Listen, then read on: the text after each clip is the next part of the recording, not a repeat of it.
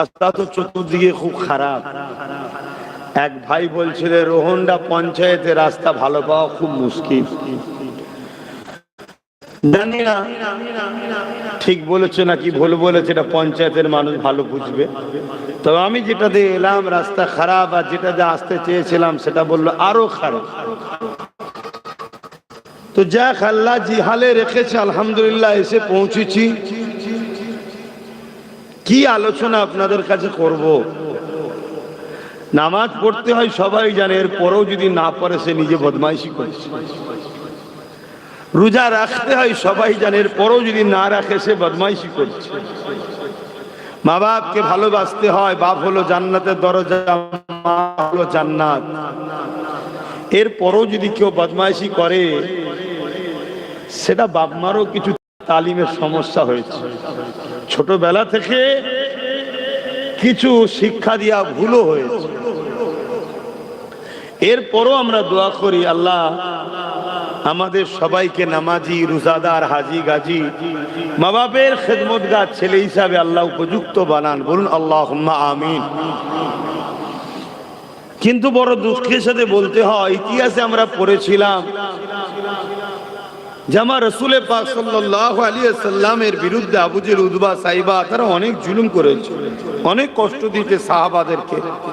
আমরা দেখিনি, শুনেছি, পড়েছি। আমরা শুনেছি এজিদ ইসলামকে মিটাবার জন্য অনেক চেষ্টা করেছিল, আর ইমামে হোসাইন পাক নিজের জীবন দিয়ে নানা দিন ও নানার উম্মতকে বাঁচিয়েছে। জোরে বলুন সুবহানাল্লাহ। দেখিনি, পড়েছি। আমরা শুনেছি চিঙ্গিস খান বিরাট বড় বদমাইশ ছিল, সে চেয়েছিল বাগদাদ ও পৃথিবী থেকে ইসলামকে মুছে দেব। কিন্তু আমার আল্লাহ তাকে বড় ভয়ানক, আযাবদায়ক, কষ্টদায়ক, লাঞ্ছিত ভাবে মৃত্যু দিয়ে শেষ করে দিয়েছে। ইসলাম কিন্তু আজও তাম পৃথিবীতে প্রত্যেকটা শহর, দেশ, পৃথিবীতে চলছে। জোরে বলুন সুবহানাল্লাহ। এভাবে হালাকু খান, বুশ থেকে শুরু করে যুগে যুগে সব ইতিহাস পড়েছি বা শুনেছি উস্তাদদের মুখ থেকে, কিন্তু আজ বাস্তবে দেখতে পাচ্ছি এখন কিছু আবার এরকম ছোট ছোট ফেরাউন, নমরুদ, এজিদ, চিঙ্গিস খান, হালাকু খান, বুশ বেরিয়েছে, যারা ইসলামকে মিটাতে লেগেছে, যারা দিন রাত 24 ঘন্টা ইসলামের বিরুদ্ধে আলোচনা। তবে আলহামদুলিল্লাহ আমরা পরের বাপকে আলোচনা করে আর গাল দিয়ে ফেমাস হই না, আমরা ফেমাস হয়েছি আমেনা লালের গোলামি করে। জোরে বলুন সুবহানাল্লাহ। যে যত বেশি আমেনা লালের গোলাম করেছে সে তত বেশি ফেমাস হয়েছে। আমার থেকে অনেক বেশি গোলামি করেছে আমার 5 দাদু, তা আমার 5 দাদু আরো বড় ভিআইপি।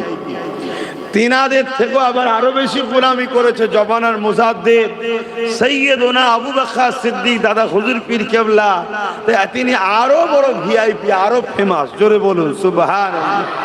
আবার দাদা হুজুরের থেকে আরো বড় গোলাম ছিল সুলতানে হিন্দ গরিবে নওয়াজ খাজা মুঈনুদ্দিন আজমিরি, তিনি আরো বড় ভিআইপি। জোরে বলুন সুবহানাল্লাহ। আবার গরিবে নওয়াজের থেকে আরো বড় গোলাম ছিল আব্দুল কাদের জিলানী আল বাগদাদি, তিনি আরো বড় ফেমাস, আরো বড় ভিআইপি। জোরে বলুন সুবহানাল্লাহ। আমরা কারো বাপকে গাল দিয়ে ফেমাস হই না, আর পরের বাপের সুনাম করো। আমরা আমাদের হুজুরকে নিয়ে আলহামদুলিল্লাহ, তাই তো নাকি? কিন্তু আমরা দেখছি এ সমাজে কিছু লোক বেরিয়েছে, তাদের তো বাপের কিছু নাই, তাদের কেউ নেই যে যার নাম করে ফেমাস হবে। আর আমার রসুলকে মেনে নিতেও পারছে না, কেন মেনে নিলে তোর আবু জেল হয়ে থাকতে পারবে না, বেলাল হতে হবে। কি বলছেন? এরা দেখছে মোহাম্মদ রসুলের যদি পক্ষে নাও বলি, ফেমাস হতে গেলে বিরোধী করাও দরকার। তাই আমার রসুলের বিরোধী করে অনেকে ফেমাস হচ্ছে। রিসেন্ট একজন বিরোধী করলো, এক শ্রেণীরা আই লাভ মোহাম্মদ সাল্লামের বিরোধী করে ফেমাস হতে চাইছে। এইরকম যুগ যুগ ধরে আমার রসুলের বিরোধী করে একদল লোক ফেমাস হতে চাইছে। তার কিছুদিন আগে এক নারী নামের কলঙ্ক, মায়ের জাত ঠিকই কথা, কিন্তু মা যখন আনাড়ি হয়ে যায় না, তখন এর থেকে বড় ভয়ঙ্কর আর কেউ থাকে না। রিসেন্ট দেখলাম এক মা ছেলেকে বিক্রি করে মোবাইল কিনেছে। মানে কত নম্বর আনাড়ি বুঝতে পারছেন? মা কিন্তু পৃথিবীর শ্রেষ্ঠ নিয়ামত, বলুন সুবহানাল্লাহ। মায়ের মতো মমতা, মায়ের মতো দয়া, মায়ের মতো ভালোবাসা দ্বিতীয় কেউ দিতে পারে না। কিন্তু মা যখন শয়তানের খসলত ঢুকে যাবে, খব্বিশের যখন আখড়া হয়ে যাবে, ও নারী যে কত ভয়ঙ্কর হয় বাংলার মানুষ হাড়ে হাড়ে বুঝছে এখন। তো যাক, আমি ওই দিকে আমি যাচ্ছি না, একটু আল্লাহ সুযোগ দিয়েছে বলে নিলাম রে বাবা, অসুবিধা হলো নাকি? তা আমরা দেখেছি বাংলা একজন মহিলা মোবাইল বিক্রি করেছে, দেখেছি মা ছেলে বিক্রি করে মোবাইল কিনেছে, দেখেছেন তো নাকি? হ্যাঁ, মায়ের জাত কিন্তু বড় নিয়ামতের জাত। কিন্তু মা যদি মায়ের মতো থাকে, আর মা যখন নিজের প্ল্যাটফর্ম ছেড়ে দিয়ে অন্যদিকে চলে যায়, তখন সে কিন্তু বিরাট বড় খাতারনাক হয়ে যায়। তো যাই হোক, আমার রাসূলে পাক সাল্লাল্লাহু আলাইহি সাল্লামে পাক আহলিয়া নিয়ে মিথ্যাচার করে পৃথিবীতে ফেমাস হয়ে গেল, দেখলেন না? কিছুদিন আগে হয়েছে না হয়নি? আমি ওই জাহান্নামের কুকুরদের নাম নিতে চাইছি না, কথা বুঝছেন না, বোঝেন না? হ্যাঁ, আমার বাপেদের কি কষ্ট গেল নাকি? আমি আমার বাপের জন্য কাউকে গাল দিই না, আমার মায়ের জন্য কাউকে আমি গাল দিই না। ওজন আমার মা বাপ অনেকে গাল দেয়, আমি তার রিয়াকশনও দিই না যে তুই আমার বাপকে গাল দিচ্ছি আমি তোকে গাল দেবো না। কিন্তু আমার আমেনা আল্লাহের বিরুদ্ধে কেউ লাগলে তাকে তখন কিন্তু আমি ওষুধ দিই, তাতে আপনাদের আবার অসুবিধা হয় না তো? যদি অসুবিধা হয় আমি বলবো কিছু সমস্যা হচ্ছে বাপ ভাইয়েরা, একটু তাহলে খেয়াল করতে হবে। কেন আমরা নিজেদের চলে গেলে নিজের ভাইয়ের হুঁশ থাকে না, নিজের ভাই কি বাপ তুলে গাল দিতে হুঁশ নেই। তখন আমার জমি চলে গেছে, রাস্তার ধারে এক কাটার দাম 25-50 লাখ টাকা, ভাই এক কাটা বেশি ছেড়ে দিয়েছে, হুঁশ তখন নেই। কাঁচা বেঁধে মারপিট করতে করতে ভাইকেই গাল দিচ্ছে বাপ তুলে মাছ। তখন প্রেস্টিজের কথা মনে থাকে না যে আমি কি করছি। আরে হুজুরের ব্যাপার যেখানে আসবে সেখানে আর নরম থাকা যায় না। আল্লাহর ব্যাপার যেখানে আসে ওখানে আর নরম থাকা যায় না। এই পৃথিবীতে এক ব্যক্তির সুনাম আজও পৃথিবীতে আছে, সবাই যাকে জানে, বড় নরম দিলের মানুষ, বড় নরম চরিত্রওয়ালা, শব্দওয়ালা, নম্রওয়ালা ব্যক্তি, যার নাম হলো হযরতে আবু বকর সিদ্দিক। জোরে বলুন সুবহানাল্লাহ। আমার নবী পাক দিনের মেসেজ প্রচারের আগেও পুরো মক্কা জুড়ে আবু বকর সিদ্দিকের প্রশংসা ছিল। তখন তার সিদ্দিক ছিল ছিল কিন্তু একটা প্রচার ছিল আবু বকর খুব ভালো ছেলে, আবু বকর খুব ভদ্র, আবু বকর খুব সভ্য, আবু বকর খুব নম্র, আবু বকর খুব ভালো ছেলে। ওসব ঝামেলা আর ফিতনা গালিগালাজে থাকে না। আর আমার নবী পাক সাল্লাল্লাহু আলাইহি ওয়াসাল্লামের হাতে হাত দিয়ে আরো ফেমাস তো অবশ্যই হয়েছে, কথা বুঝে আসছে না? নাই তো সেই জায়গায় একদিন এক অমুসলিম আল্লাহ নবীর কাছে একটা বিচার দিয়েছে। কি বিচার? আবু বকর আমাকে চড় মেরেছে। আল্লাহ নবীও আশ্চর্য হয়ে গেল, আবু বকর মেরেছে? এটা উমারের কথা বললে না একটা যুক্তিসঙ্গত হতো। আবু বকরের কথা কি বলছো? বলছে হ্যাঁ আবু বকর মেরেছে। যারা আশপাশে ছিল সাহাবা ভাইরা তারাও অবাক হয়ে গেছে। আবু বকর ঠিক বলছো? হ্যাঁ আবু বকর চড় মেরেছে আমাকে। আল্লাহ নবী আবু বকরকে ডাক দিলেন। কেন? এত ভদ্র, এত নরম, এত আদর্শবান, এত নরম লেহজার মানুষ, সে চড় মেরেছে, এটা সবার কাছে একটা আশ্চর্যের বিষয়। আল্লাহ রসুলকে ডেকেছেন, আল্লাহ নবী আবু বকর সিদ্দিককে ডেকেছে, আবু বকর তোমার বিরুদ্ধে অভিযোগ দিচ্ছে তুমি নাকি চড় মেরেছো। হযরত আবু বকর সিদ্দিক বলছে জি হুজুর আমি মেরেছি। আল্লাহ নবী বলছে তুমি মেরেছো? হ্যাঁ হুজুর আমি ওকে চড় মেরেছি। কেন? ও আমার আল্লাহকে গাল দিয়েছে। বলুন সুবহানাল্লাহ।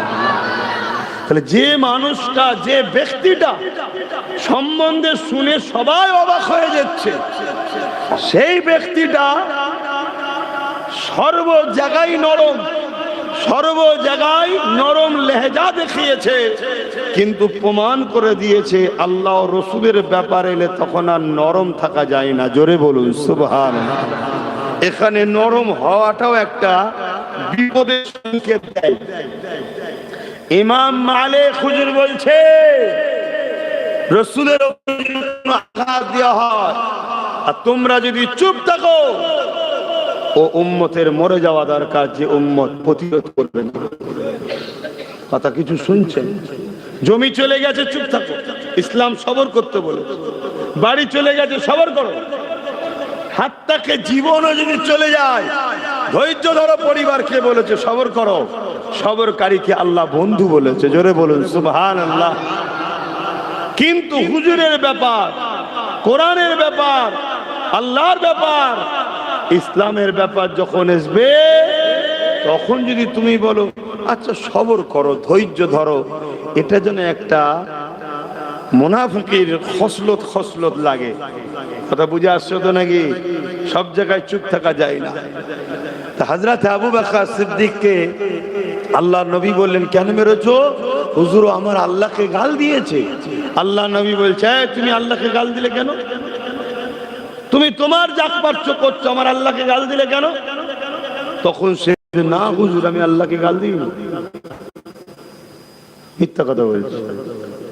হযরত আবু বকর সিদ্দিক বলছে আমি না হয় ওকে কেন মারবো, তোমার আল্লাহকে গাল দিয়েছে। আল্লাহ নবী বলছে এ তো বলছে গাল দিয়েছে। ওই ইহুদি বেঈমান ও তো বড় চালাক, ও জিজ্ঞেস করছে হুজুর আবু বকরকে সাক্ষী দিতে বলেন। সাক্ষী তো কেউ ছিল না, দুজনই ছিল। হযরত আবু বকর সিদ্দিক, আল্লাহ নবী বললেন সাক্ষী কই? হযরত আবু বকর সিদ্দিক মাথায় হাত খুললেন, বললেন হুজুর আমার সাক্ষী নেই। আর আমি আবু বকর সত্য বলছি, এর সব থেকে উত্তম আপনি ভালো জানেন। জোরে বলুন সুবহানাল্লাহ। কিন্তু বিচারের আসনে যিনি বসে থাকে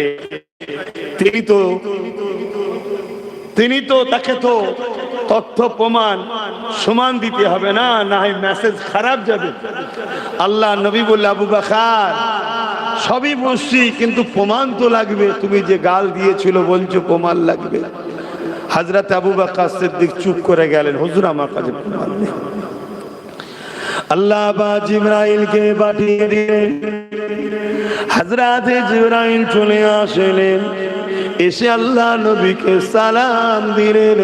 সালাম দিয়ে বলতে লাগলেন ইয়া রাসূলুল্লাহ হাবিবাল্লাহ, আবু বকর যেটা বলছো সত্য বলছে, ও আল্লাহকে গালি দিয়েছে, এই জন্য আবু বকর ওকে মেরেছে। সাক্ষী আল্লাহ খোদ নিজে আবু বকরের পক্ষে।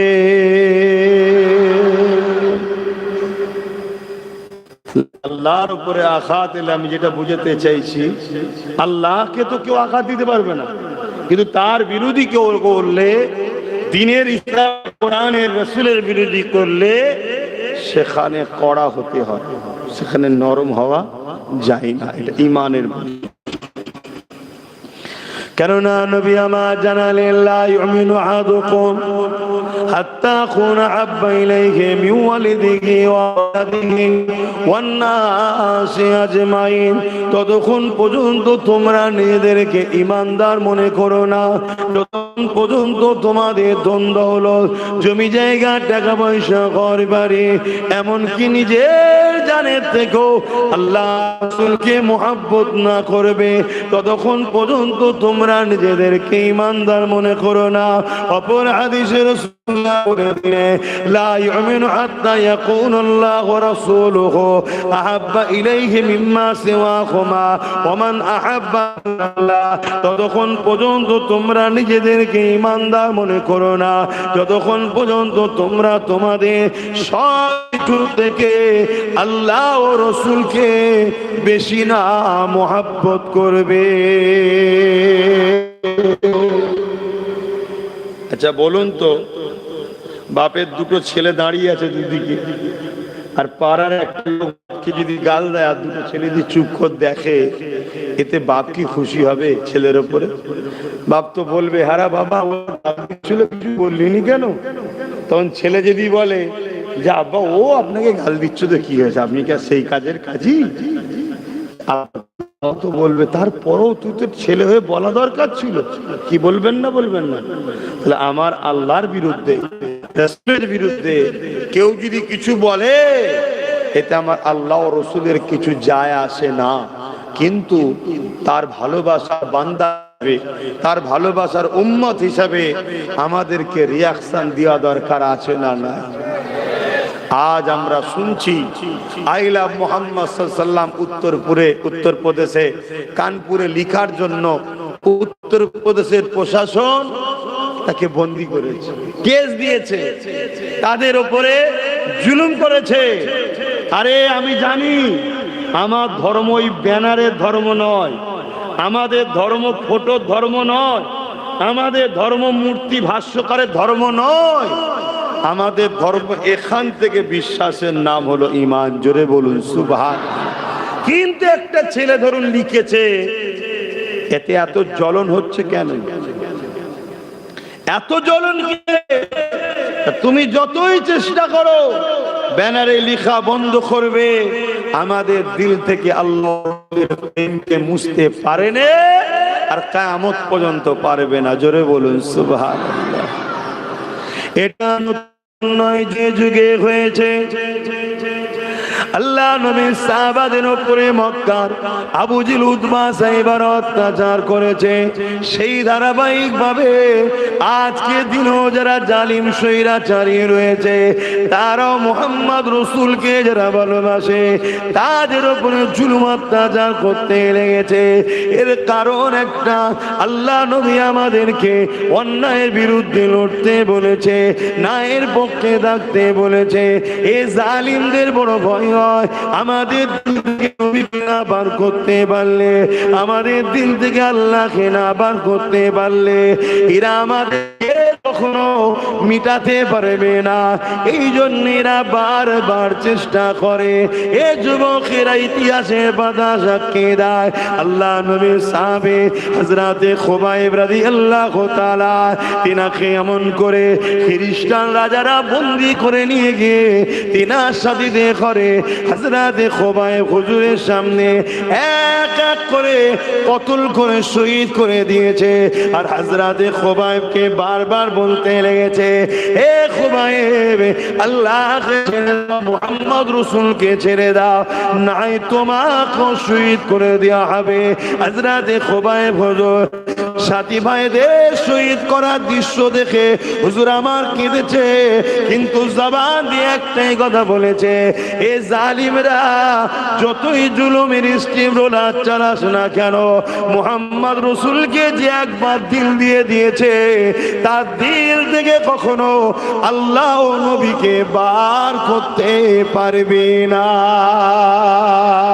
আরো জোরে বলুন সুবহানাল্লাহ। আল্লাহ, এটা সত্য না মিথ্যা? তাই আজ ইসলামের দুশমনরা নতুন ফোন দিয়ে এঁটেছে, কি আমাদেরকে খাদ্যর মাধ্যম দিয়ে আমাদের দিল ইমানকে দুর্বল করছে, খাদ্যের মাধ্যম দিয়ে। হারাম খাদ্য আমাদেরকে খাওয়ানো হচ্ছে বিভিন্ন অ্যাঙ্গেলে, বিভিন্ন ভাবে আমাদেরকে হারাম খাদ্য খাইয়ে দেওয়া হচ্ছে। এখন এই বিষয়গুলো আমার জাতিকে সজাগ করানো দরকার আছে না?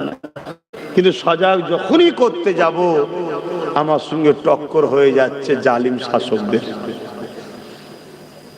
কেন আজকের দিনে বুকে হাত দিয়ে বলুন, আমার দেশে কেন্দ্রে যে সরকার আছে সে ইসলামের পক্ষে না বিরুদ্ধে?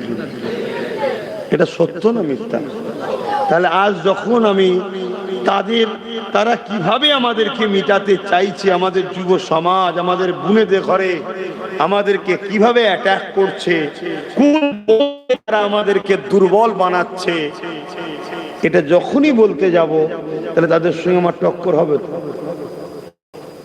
কিন্তু এই টক্কর যদি আমার কওমের লোকই আমাকে ভুল বোঝে, কওমের লোকই যদি আমায় খারাপ বোঝে, তাহলে দুঃখ রাখবো কোথায়? কিন্তু কম কথা তো ভাবতে গেলে হবে না। কমের 4টে লোক 5টা লোক নিয়ে তার কম নয়, ঠিক না বে ঠিক গো? নতুন প্রজন্ম উঠছে, এদের কথাও ভাবা দরকার আছে না? তাহলে আমাকে তো হক কথা বলতে লাগবে না কি গো? ভাইরা, নওজওয়ানেরা, তরুণেরা, এ নবী পাকের প্রেমিকেরা, খুব সাবধান হয়ে যাও।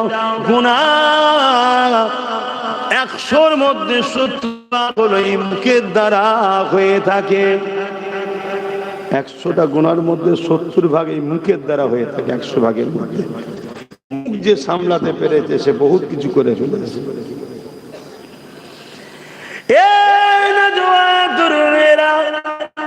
যেখানে সেখানে যা পাবেন নিয়েই মুখে তুলে দেবেন না, যেখানে সেখানে যা স্লোগান দিয়ে ফেলবেন না। কেননা অনেক স্লোগান এমন আছে যে স্লোগানের মধ্যে কুফরি রয়েছে, যে স্লোগানের মধ্যে রয়েছে, যে স্লোগানের মধ্যে ইসলাম বিদ্বেষী কথা রয়েছে। এবং সমাজে এমন খাদ্যের জায়গা আছে যেখানে তোমাকে এমন খাদ্য খাইয়ে দিচ্ছে যে খাবার যেতে যেতে যেতে তোমার ভেতরটাকে নাপাক করে দিচ্ছে। ওই ভেতর থেকে ঈমান আস্তে আস্তে বার হয়ে চলে যাচ্ছে। কেন এটা করা হচ্ছে? ইসলামের দুশমনেরা যুগে যুগে ইতিহাস পড়ে দেখেছে, বেলালকে যত মারে তত নবীর প্রেম বাড়ে, খাব্বাবকে যত মারে তত খোবাইবকে যত মারে নবীর প্রেম বাড়ে। শুধু এটা নয়, একজন ইসলামের মহিলা যার নাম হলো সুমাইয়া আম্মা জান, মহিলা হওয়ার পরও ওই মক্কার বাজারেতে হযরত সুমাইয়াকে অর্ধ উলঙ্গ করে বেহুশি করে দিয়ে বলে, সুমাইয়া রে, আল্লাহকে ছেড়ে দে, নবীকে ছেড়ে দে। আম্মা সুমাইয়া একজন মহিলা হওয়ার পরও ঈমানের পাওয়ার দেখো। এক কথাই বলতে লেগেছে, এ জালিম আবু জিন উতবা সেইবারে যত জুলুম করিস না কেন, আমার হৃদয় থেকে আল্লাহ ও নবীকে বার করতে পারবি না।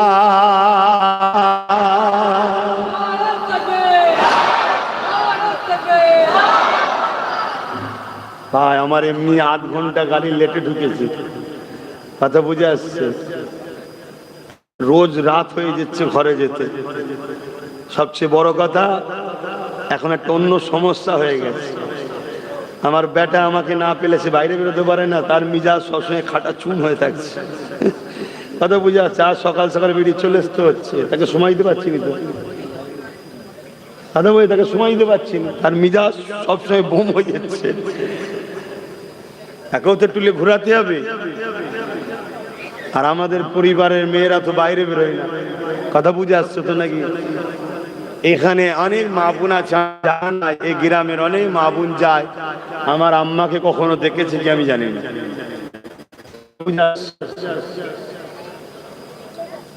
সরে আসেন, সরে আসেন, চেপে চেপে আসেন, চেপে। জায়গাটা বড় ছোট, এই জায়গায় আমি অনেকবার জলসা এসেছি। মনে হয় ওখানে স্টেজ হয়েছিল তখন এসেছি, এখানে স্টেজও এসেছি। দরুদ শরীফ আল্লাহুম্মা সাল্লি আলা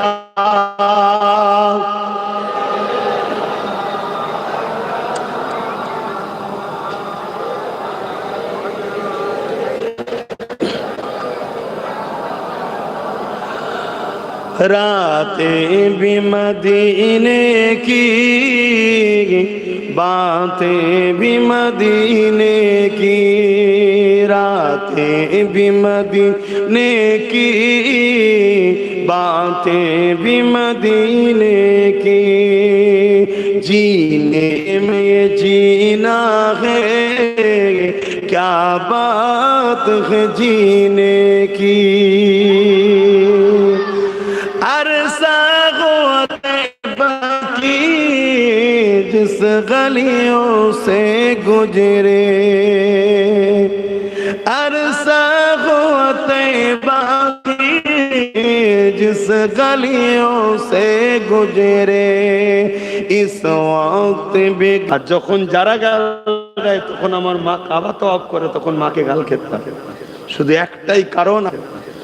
একটাই কারণ আমি হকের পক্ষে কথা বলছি। তাই আল্লাহর বান্দাদেরকে বাঁচাবার, বীর উম্মতদের বাঁচাবার, পাশাপাশি অন্য ধর্মের হলো গরিবদের বাঁচাবার, ইনসাফের কথা, মানবতার কথা, ন্যায়ের কথা, সত্যের কথা, ক্ষুধার্ত মানুষকে খানা দিবার কথা বলি বলে আজ আমাকে গাল খেতে হচ্ছে।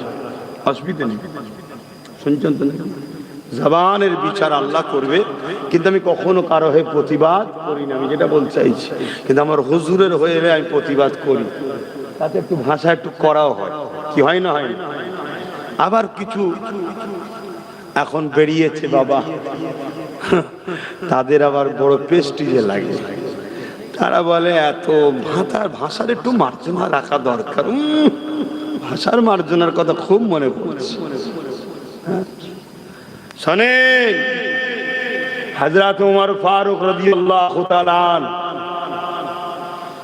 বদরের লড়াইয়ের পর মদিনা শরীফে বসে আছে, আর এইদিকে মক্কা থেকে এক দুশমনে রাসূল, তার বাচ্চা বন্দী ছিল, দেখতে যাওয়ার বাহানায় অর্থ হুজুরকে শহীদ করতেই যাচ্ছিলাম, অত বড় তো যাচ্ছে না। মদিনায় এসে হাজির হয়েছে, হযরত ওমর ফারুক দেখতে পেয়ে গেছে। হযরত ওমর ফারুক বলছে, ধর। কি বলছে? ধর, কুকুরটাকে ধর। গিয়ে তার সব সমেত ধরেছে, ধরে বলছে, তুই এখানে কি করতে এসেছিস? আরে হুজুরের বেলাতে যে আঘাত দেয় সে তো চতুষ্পদ জন্তুর থেকেও নিকৃষ্ট।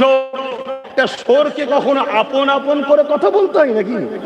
তো সোরের থেকেও নিকৃষ্ট যে আমার হুজুরের ব্যাপারে আঘাত দেয়। এটা মাথার মধ্যে ঢুকিয়ে নাও। তুমি তার দাড়িতে ফেসে যাওনি, তার টুপিতে ফেসে যাওনি, তার জুব্বাতে ফেসে যাওনি, তার নামাজ দেখে ফেসে যাওনি, তার কোরআন তেলাওয়াত দেখে ফেসে যাওনি, সে বড় মুফতি বলে ফেসে যাওনি, সে বড় আল্লাহ বলে ফেসে যাওনি। সেইটা আমার নবীর সাথে গুস্তাখি করে। তুমি জেনে রেখে দিও, কোরআন বলছে এ লুৎফায়ে হারাম, এ যার সন্তান চতুষ্পদ জন্তু সোরের থেকেও নিকৃষ্ট। কথা মাথায় ঢুকছে না? ঢোকে না? এসব কথা আবার বললে বলে ধর্ম স্থানে বসে এত কড়া কড়া কথা বলে ইসলামকে কলঙ্কিত করছে। শুনছেন না? তার মানে কি? এগুলো ওই ক্যাটাগরির 2 নম্বর। কাল এদেরকে গাল খেতে হবে। এখন থেকে মহা মজলিস ঠিক করছে, সব বলা ঠিক নয়, এইসব বলা ঠিক নয়। এত কড়া কথা বলার কি দরকার? কেন জানছে কালকে আমিও তো বাজারে বেরোবো। কেন আমার ওপরের মালিক বলবে, দুনিয়ার প্রভু বলবে কতদিন নুকিয়ে নুকিয়ে ঘর সংসার হবে, কতদিন নুকিয়ে নুকিয়ে হবে। এবার একটু প্রকাশ্য সমাজে আমাকে দেখাও যে কি চাপ দেবে না দেবে না? কথা বলেন। তা দেখছে তো আমাকে তো কালকে নাপতে হতে পারে। এখন যা খেয়ে ফেলেছি, না নাবলেও পিছন থেকে সব যদি ফাঁস করে দেয় সব বিপদ।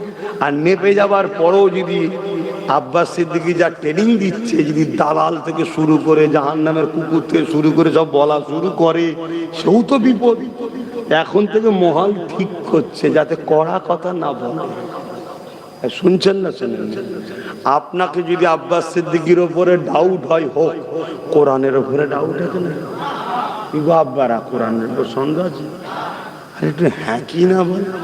কোরআনের উপরে সন্দেহ আছে? কোরআন বলছে কি বলছে? উলাইকা কাল আনআম, উলাইকা কাল আনআম। আল্লাহ বলছে এক শ্রেণীর মানুষ আছে যারা চতুষ্পদ জন্তুর ন্যায়। চতুষ্পদ জন্তু কাদেরকে বলে? যাদের চারটে পা, এই তো নাকি, যাদের চারটে পা, তো তাদেরকে কি বলা হয়? চতুষ্পদ জন্তু। আল্লাহ বলছে এক শ্রেণীর মানুষ আছে যারা চতুষ্পদ জন্তুর ন্যায়।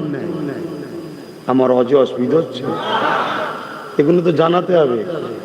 কেন আপনি যদি চতুষ্পদ জন্তুর মতো হয়ে থাকেন, আপনি কি জাহান্নামে যেতে ভালো লাগবে আপনাকে? তাহলে আপনি যদি ভুল রাস্তা থেকে পরিবর্তন হওয়া দরকার আছে না? তাহলে আপনাকে তো জানাতে হবে চতুষ্পদ জন্তু কাদেরকে আল্লাহ বলছে, চতুষ্পদ জন্তুর ন্যায়। তারপরে আল্লাহ বলছে বালহুম আদাল, বরং চতুষ্পদ জন্তু থেকেও নিকৃষ্ট। কারা? একদল মানুষ। কারা? একদল মানুষ। তারা কারা? আল্লাহ কোরআনে জানাচ্ছে, যারা কান থাকতে সত্য কথা শোনে না, যারা চোখ থাকতে সত্য দেখে না, যারা হাত থাকতে হকের পক্ষে কাজ করে না, যারা পা থাকতে হকের রাস্তায় চলে না, যারা কথা বলে না, এরা হলো চতুষ্পদ জন্তুর থেকেও নিকৃষ্ট। এই আমার দাদু বলছে, জবান আমার আব্বা বলেছে নাকি, সংস্রষ্টা আল্লাহ বলছে। প্রেস্টিজে লাগছে? কি বলবেন? প্রেস্টিজে লাগছে। তোমাদের এই পাশে কিছু দূরে মধ্যম গ্রামে আমার তিলক তোমার বোনটাকে হতে পারে অন্য ধর্মের মেয়ে, মায়ের জাত, তার উপরে যেভাবে হসপিটালে অত্যাচার করা হয়েছে, বলো যারা এই অত্যাচার এদের ঘরে চতুষ্পদ জানোয়ারের থেকে নিকৃষ্ট বলাটা কি ভাষা খারাপ হবে? জোরে বলো। এইটাই তো কথা। আর যে এই পৃথিবীতে রেপকে রুখেছে, সেই মোহাম্মদ রসুলের উপরে যে আঘাত দেয়, তাকে কি বলা যাবে? কথা মাথায় শুনছেন না? কেন? শরিয়তকে বোঝো। আমরা নিজেরা পাড়ায় মামাসি তুলে, বাপ তুলে, গোষ্ঠী তুলে গাল দিই নিজেদের স্বার্থে। ওটা অন্যায়, ওটা হারাম। তখন মনে থাকে না যেন কি করছি। কথা বুঝছেন না? বোঝেন না? যারা এখন আমার বিরুদ্ধে কথা বলছে, একটা সময় ক্যাসেট খুললে দেখা যাবে এমন এমন ভাষা মাইকে বসে বলেছে, যে কোনো বাপ বেটা একসাথে বসে শুনলে একে অপরের মুখে দেখে মুখে লজ্জা ঘুরিয়ে দেবে। আচ্ছা আমি কি বলেছি? আমি বলেছি আমার হুজুরে যারা বিরোধী করবে তারা মানবরূপী পশু, তারা জাহান্নামের কুকুর।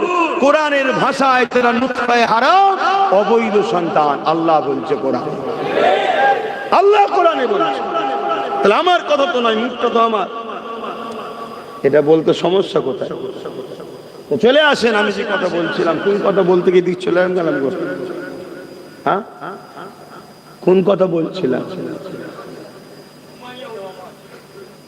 হ্যাঁ, তুমি কিছু বলবে? বাপেরা, নজওয়ানেরা, আমার রাসূলুল্লাহর কথা বলছিলাম। কবে আমার নবী মদিনার অলিগলি দিয়ে ঘুরেছে, মক্কার অলিগলি দিয়ে ঘুরেছে, কি আজ আপনারা শুনছেন? সেই নবী পাকে শরীরের পাসিনা খুশবু আজ মক্কা মদিনার অলিগলিতে পাওয়া যায়। এটাই বলছিলাম। বলতে গিয়ে বলছিলাম কি, যারা আমার নবীর উপরে আঘাত দেয় একটু কড়া আমার কথা হয় বলেছিলাম, তারপরে ঘুরে গেছিলাম। যারা আমার নবীর বিরোধী করে, আইলাম মোহাম্মদ রসুল, যাদের অ্যালার্জি হয়, ওদেরকে যদি বলা হয় ভাই তুই একবার কাছে আয়, কারো যদি জেন ধরা রুগী থাকে, ওকে নিয়ে যদি একবার শুকানো হয়, এমন গন্ধ বেরোচ্ছে জেন বাবারে মারে বলে পালাবে। আবার আমার নবীর বিরোধী করে আছে। কথা বলেন, ভুল বললাম? আচ্ছা আপনারা যদি আমার নবীর হন, আমার হুজুরের পক্ষে বলছে। এবার সবার ভাষা ভাব মিষ্টি হয়। ছোটবেলায় হয়তো আমার মা মধু খায়নি, অনেকে বলে সবসময় মিজা, সবসময় ঝগড়া করলাম ভাব আব্বাস সিদ্দিক। আচ্ছা আমি কি আমার জন্য ঝগড়া করছি? তাহলে কেন অ্যালার্জি হয় আমার উপরে? আজ যারা আমার রাসূলের বিরুদ্ধে কথা বলে, তাদের জেনে লিয়া দরকার মুহাম্মদ রাসূলুল্লাহটাকে একদিন হুজুরের শরীরটা রাত্রে একটু অসুস্থ লাগছে, হুজুর একটা পাত্রে ইস্তেঞ্জা মুবারক করলেন। ইস্তেঞ্জা, হ্যাঁ বলেন ইস্তেঞ্জা, প্রত্যেকে মুখ খুলে বলেন। যদি কেউ ইস্তেঞ্জাকে মুবারক বলতো, পেস্টিজে লাগিয়ে ইস্তেঞ্জা মুবারক বলবো, জানতে হবে কোন বক্তা জাহান্নামের কুকুর হয়ে গেছে। হ্যাঁ শুনছেন তো নাকি? আবার অনেকে বলে ও যেন কে জান্নাতে কি জাহান্নাম ও সব জেনে গেছে। আলহামদুলিল্লাহ, আল্লাহ ইলম দিয়েছে, কেন জানবো না? কোরআন হাদিসে আছে না না যে আল্লাহ ও রসুলের বিরুদ্ধে সে কোথায়? জান্নাতে তো। জোরে বলে, যে আল্লাহ ও রসুলের বিরুদ্ধে সে কোথায় যাবে? জোরে বলেন। বাবা তোমরাও জেনে গেছো? ওই কপাল ফাটা মলি সাহেবরা বুঝতে পারছে না। তাহলে জানতে হবে এরা অন্য কিছুতে চলছে। ভাইরা আমার, আমার নবী পাক সাল্লাল্লাহু আলাইহি ওয়াসাল্লামের ইস্তেঞ্জা মুবারক, পিশাব মুবারক একটা পাত্রে করলেন। করে হুজুর ওই নিচে ঘরের একটা খাট বা সোফা যাই হোক তার তলায় রেখে দিলেন। সকালবেলা যে ঘর পরিষ্কার করে, হুজুরের দরবার পরিষ্কার যে করে, সে এসে ঘরের ভেতর থেকে খুশবু আর খুশবু। জোরে বলুন সুবহান। আরো জোরে বলা যাবে না?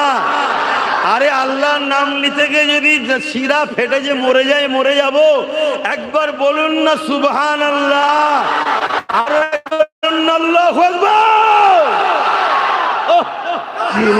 আল্লাহু আকবার, আল্লাহু আকবার।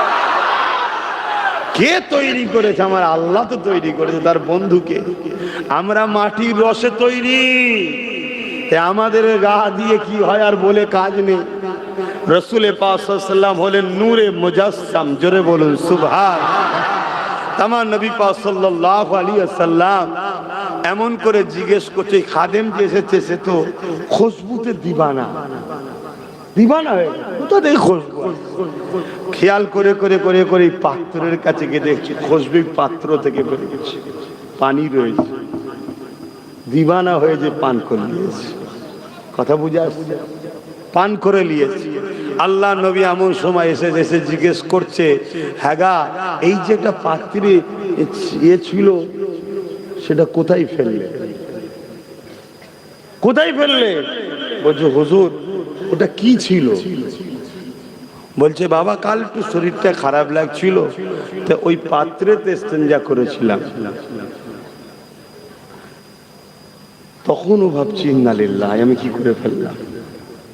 হুজুর এখন যদি আমায় বকে কি হবে না হবে?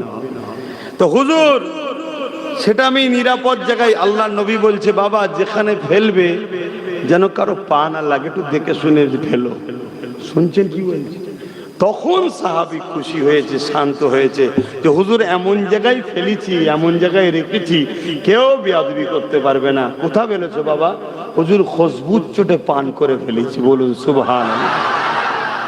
হায় হায় হায়, আরে দুনিয়া ওয়ালা, হতে পারো তুমি কোন দেশের রাজা, কোন দেশের মহারাজা, কোন রাজ্যের সিএম, পৃথিবীর রাজা হতে পারো, মুহাম্মদ রাসূলের পায়ের ধুলো তো অনেক দূরের কথা, মুহাম্মদ রাসূলের ঘোড়ার পায়ের ধুলোর উপযুক্ত হতে পারো না। কে মুহাম্মদ রাসূলুল্লাহ?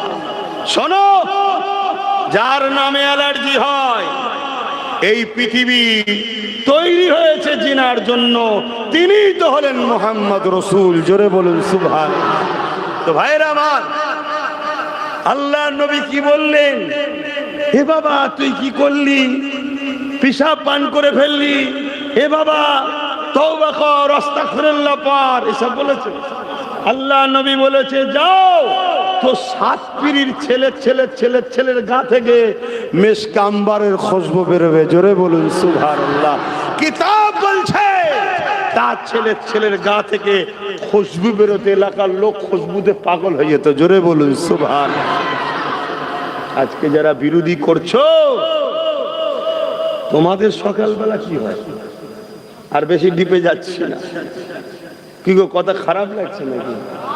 হ্যাঁ মসজিদ গুলোই যখন আমরা যাই ভোরবেলায়, বাপ রে বাপ, ব্রেনের ঝাঁঝে চোটে সব যা থাকবে মশলা বেরিয়ে যাবে, যাও।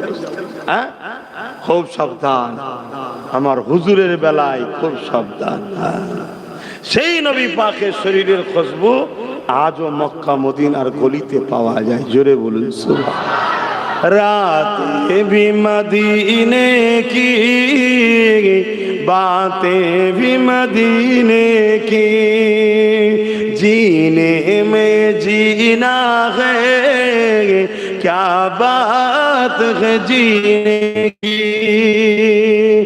अरसा तैबा की जिस गलियों से गुजरे, अरसा तैबा की जिस गलियों से गुजरे, इस वक्त भी गलियों से खुशबू है पसीने की।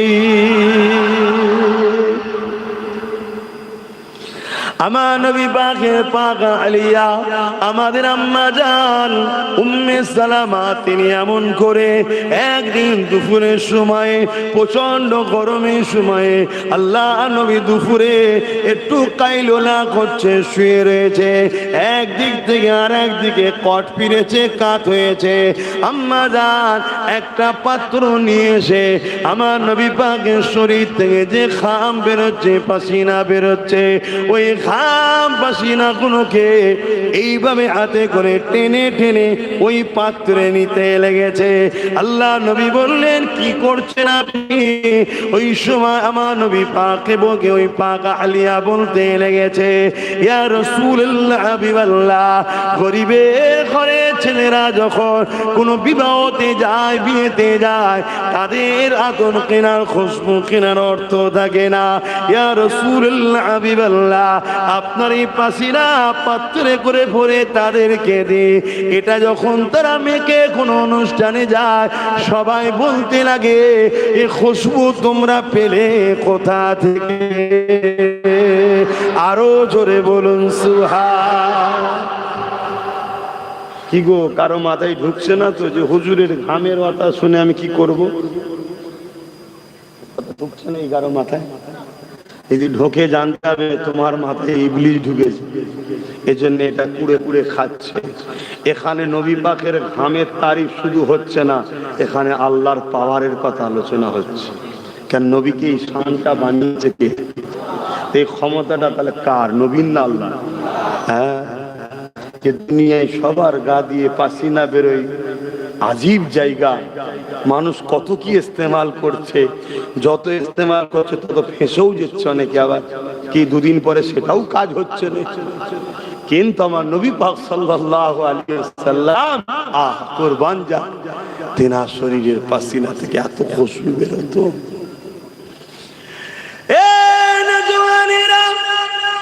একটা কথা মনে পড়েছে, এই পাসিনার ব্যাপারে একটু বলে নি। আবু জেহেল আমার নবী পাকের বড় দুশমন ছিল, সে আইন করে দিয়েছিল মুহাম্মদ রাসূলুল্লাহর কাছে যে যাবে তাকে মৃত্যুদণ্ড দেওয়া হবে। আর যেমন আবু জেহেলের ছেলেরা বলছে মুহাম্মদ রাসূলের গোলাম আব্বাসের কাছে যে যাবে তার ঘর আটকে দেওয়া হবে। কি গো বলছো না? বল, এটা সব আবু জেহেলের ছেলে, এদের কষ্ট হয়। তরুণেরা, আল্লাহ নবী, নূর নবী, দয়া নবী, নূর নবীর বিরুদ্ধে বুঝে আইন করে দিল যে মুহাম্মদ রাসূলুল্লাহর কাছে যাবে তাকে মৃত্যুদণ্ড দেওয়া হবে। এই যুবকেরা, এই আইন এলান হয়ে গেল। একদিন আমার রাসূলুল্লাহ রাস্তার এক প্রান্ত দিয়ে আসছে, অপর প্রান্ত থেকে আবু জেহেলের ছেলে ইকরামা যাচ্ছে। যখনই সামনাসামনি হয়ে গেছে, ইকরামা আমার রাসূলুল্লাহকে দেখে আর থাকতে পারে না, ছুটে গিয়ে ঈদের সময় যেমন আমরা নামাজ বা একে অপরে বুকে বুকে বুকে কুলোকুলি করি। ইকরামা আমার রাসূলুল্লাহকে জড়িয়ে ধরে কুলোকুলি করতে লেগেছে। এই মেসেজটা আবু জেহেলের কাছে চলে এলো। আবু জেহেল রাগান্বিত হয়ে গেল। আবু জেহেল ঘোষণা করে দিল, সরদারের ছেলে প্রকাশ্য সবার সামনে মৃত্যুদণ্ড দেওয়াটা একটা কেমন লাগছে, কিন্তু আইন সবার জন্য সমান। ইকরামাকে জঙ্গলে গিয়ে বেঁধে দাও হাতে পায়ে দড়ি দিয়ে, যাতে বনের হিংস্র পশুরা ইকরামাকে ছিঁড়ে ছিঁড়ে খেয়ে নেয়। কথা মতো কাজ হয়ে গেল। জঙ্গলে নিয়ে যে বেঁধে দেয়া হলো। ইকরামাকে বেঁধে দিয়ে সবাই চলে এলো। এদিক থেকে জঙ্গলের ভেতর দিয়ে বিভিন্ন আসতে লেগেছে, একের পর এক চতুর্দিক দিয়ে আসতে লেগেছে এ যুবকেরা। কিন্তু ইকরামা অবাক হয়ে দেখে কিন্তু কাছে আসে না, দূর থেকে দাঁড়িয়ে দাঁড়িয়ে সবাই ইকরামার মুখের দিকে তাকিয়ে থাকে। আরে নবীর গোলাম 1450-1500 বছর পর নবীর কথা বলার জন্য যদি এতগুলো মানুষ আমার মুখের দিকে তাকিয়ে থাকতে পারে, যে ইকরামা নবীকে জড়িয়ে ধরেছে, তার মুখের দিকে তো কায়নাত তাকিয়ে থাকবে। কি থাকবে না থাকবে? আমার দিকে তাকিয়ে থাকেন। আমার থেকে আপনাদেরকে দেখতে অনেক সুন্দর, আমার দিকে তাও তাকিয়ে আছে কেন না? হুজুরের কথা বলছে। এই তাকানোটা আমার হুজুরের বলছি তাই।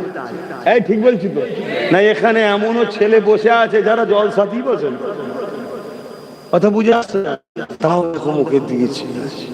কি জন্যে? হুজুরের কথা বলছি। তাহলে সম্মানটা কার জন্য? জোরে বল, হুজুরের জন্য। কার জন্য? হুজুরের জন্য। আর হুজুরকে যে যত ভালোবাসবে তার সম্মান আল্লাহ তত বাড়িয়ে দেবে। বলুন সুবহানাল্লাহ। ভাইরা আমার, ইকরামা দেখছো সব এসে গোল করে ঘিরে বসে আছে, আমার মুখে কেউ খাচ্ছে না। ইকরামা তার জবানে আরবি ভাষাতে এমন করে বলতে লেগেছে, খাচ্ছ না কেন তোমরা? আমাকে আগে আসো। আমার মতো হতভাগ্য আর কে আছে? আমি মুহাম্মদ রাসূলুল্লাহকে একটু জড়িয়ে ধরেছিলাম বলে আমার বাবা মাকে মৃত্যুদণ্ড দিয়েছে। ইকরামা তখন কিন্তু কলেমা পড়েনি, মন দিয়ে শুনবে। ইকরামা তখন ইসলাম আনেনি, ঈমান আনে, কলেমা পড়েনি। তখন সে বাপের দলেতেই ছিল, শুধু একটা কাজ করেছিল, আমার নবীর সুন্দর চেহারা দেখে, অদ্দুহাকে দেখে, চেহারায় আনোয়ারকে দেখে থাকতে না পেরে জড়িয়ে ধরে ফেলেছিল। এই যুবকেরা ওই সময় বলতে লেগেছে, আমরা কেন আমাকে খাচ্ছ না? গিয়েছি আমাকে খেয়ে না। ওই সময় সে ওই পশুদের মধ্যে থেকে জঙ্গলের এক হিংস্র পশু সবার পিঠ ঠেলে আগিয়ে এসে বলে, তার ভাষাটাও মানুষের মতো বার করতে লেগেছে, আরবিতে বেরোতে লেগেছে, ইকরামা অবশ্যই খেয়ে নিতাম তোমাকে, কিন্তু তোমাকে খেতে আমরা পারবো না। মানুষের সুস্বাদু লাগে আমাদের খেয়ে নিতা, কিন্তু তোমাকে খেতে পারবো না। এই জন্যে পারবো না, কেননা তোমার শরীর থেকে আখিরি নবীর খুশবু বেরোচ্ছে। আরো জোরে বলুন সুবহান। এ যুবকেরা, বাপেরা, মায়েরা, ইকরামা ঈমান আনে, ইসলাম কবুল করে নে, হুজুরকে শুধু জড়িয়ে ধরেছে, হুজুরের পক্ষে ছিল না। তাতে যদি জঙ্গলের অবেলা হিংস্র পশুদের হৃদয়ে আল্লাহ যদি ইকরামাকে খাওয়া হারাম করে দেয়, খাবি না, আমার বন্ধুকে জড়িয়ে ধরেছে এবং সেই অবেলা পশুর জবান দিয়েও আল্লাহ মানুষের ন্যায় কথা বার করাচ্ছে। পারে না? পারে না? আমরা তো ঘরে টিয়া পুষলে সে আমাদের মতো কথা বলে। কি মহান স্রষ্টার ক্ষমতা আছে না? না। সেই ইকরামা কলেমা না থাকা অবস্থা তো রাসূলকে যদি মহব্বতের সাথে জড়িয়ে নেওয়ার দরুন তার যদি জঙ্গলে হিংস্র পশুরা খাই না বলে, আমি আব্বাস সিদ্দিকী আপনাদের জিজ্ঞাসা করি, যদি আমাদের দিলে সচ্চা নবীর প্রেম ও মোহাব্বত আদবকে কিয়ামতের দিন আল্লাহ জাহান্নামকেও বলে দেবে এদের দিলে আমার হাবিব আছে, এদেরকে পোড়াবি না। জোরে বলুন সুবহানাল্লাহ, আরো জোরে বলুন ইনশাআল্লাহ। হতে পারে না, কিন্তু সচ্চা মোহাব্বত কাকে বলে? যে মাদ্রাসা ভাঙবে তার সাথে দল করা। আবার এই কথা বলার জন্য অনেকের আবার প্রেস্টিজে লেগে গেছে। একটা প্রচার হচ্ছে না চারিদিকে, তোমাদের এলাকায় প্রচার হয়েছে কি জানি না, একটা ছোট ভিডিও ক্লিপ কেটে প্রচার হচ্ছে না? আমার অনেক ভিডিও প্রচার হচ্ছে, কোনটা 20 সেকেন্ড, কোনটা 30 সেকেন্ড, কোনটা 40 সেকেন্ড। ভাই যারা এই মোবাইল এ যে যারা রয়েছে এরা সব ভালো জানে, কোন জায়গা থেকে না, কোন জায়গা থেকে হ্যাঁ, কোন জায়গা থেকে বলো, কোন জায়গা থেকে করো, কোন জায়গা থেকে এই অক্ষর নিয়ে জুড়ে একটা সেন্টেন্স করা যায় না, যায় না? আজকে টেকনোলজির সময়, করা যায় না, যায় না? হ্যাঁ, তারপরে নতুন এখন আবার একটা অ্যাপ সব করতে পারে। ও তো মহিলাকে পুরুষ বানিয়ে দিচ্ছে, পুরুষকে মহিলাও বানিয়ে দিচ্ছে, সব হচ্ছে আখেরি জামানা। মুমিনের বৈশিষ্ট্য কি? মুমিন কখনো শোনা কথাতে বিশ্বাস করবে না, ভেরিফাই না করে, যদি সেটা তার ইজ্জতের উপর আঘাত হয়। কথা মাথায় শুনতে।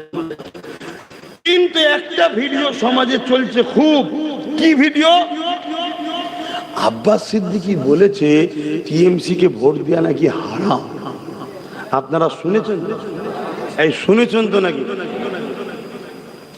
তো এইটার আগে কি বলেছি, পরে কি বলেছি, এটাও দেওয়া দরকার ছিল তো নাকি? দিয়েছে, শুধু ওইটুকু দিয়েছে। এক কথা বুঝছেন না, বোঝেন না? এখন এই বিষয়টা পুরো জানার ইচ্ছা আপনাদের আছে? যদি থাকে তাহলে সালাম পড়িয়ে একটুখানি শোনাবো, কেন জানা দরকার। যখন আমার বিরুদ্ধে ছড়াচ্ছে একটু আমার জানানো দরকার আছে না? এবার জেনে যদি তখন মনে হয় যে না আব্বাস সিদ্দিকী তো ঠিকই বলছে, মুখ ওর কথা তো ওর নয়, কথা তো ইসলামের বলছে, তাহলে আপনাদের মানতে হবে না? আজ এই না মানে রাস্তা ক্লিয়ার, যাও টিকিট কনফার্ম হয়ে যাবে, চিন্তা কি? পুরো ওপেন তো, ভাগ হয়ে আছে। আরে দুটো তো দল, একটা রহমানের একটা শয়তানের। সারা জীবন কাজ করবেন শয়তানের দলে, হেল্প করবেন শয়তানের দলে, সবকিছু শয়তানের দলে, আর দিনের শেষে বলবেন আমি রহমানের দলের সঙ্গে জান্নাতে যাবে। এটা হয়? দুনিয়াদারি করতে হবে, কারবার করতে হবে, ব্যবসা করতে হবে, মুসলিম অমুসলিম সব ভাই ভাই মানুষ মিলেমিশে চলতে হবে, কোনো নিষেধ নাই ইসলামে। কিন্তু যখনই আল্লাহ ও রসুলের বিরুদ্ধে যখন যাবে আর তার সাথে সম্পর্ক নয়। কেন? আল্লাহ ও রসুল সবার উপরে। কথা কিছু মাথায় ঢুকছে? সেই জায়গাতেও তুমি যদি আল্লাহ ও রসুল ছেড়ে দিয়ে হই হই করো, তার মানে কি তুমি আল্লাহ ও রসুলের থেকে একে গুরুত্ব বেশি দিলে। তো যাক, আমি চলে আসছি যে কথা বলছিলাম। তাহলে একরামার নবীকে মানেনি, শুধু জড়িয়ে ধরেছে, তাকে জঙ্গলের বাঘ খাচ্ছে না। কি বলছে? তোমার গা থেকে খুশবু বেরোচ্ছে। জোরে বলুন সুবহানাল্লাহ। তাহলে আমার নবী কি ছিলেন? খুশবু ছিলেন। জোরে বলুন সুবহানাল্লাহ। আম্মা জান আমিনা হুজুরের একটা কথা বলি, এই খুশবু যখন বিষয়টা এসেছে একটু বলে দিই, শুনে রেখে দেন, অসুবিধে হচ্ছে নাকি?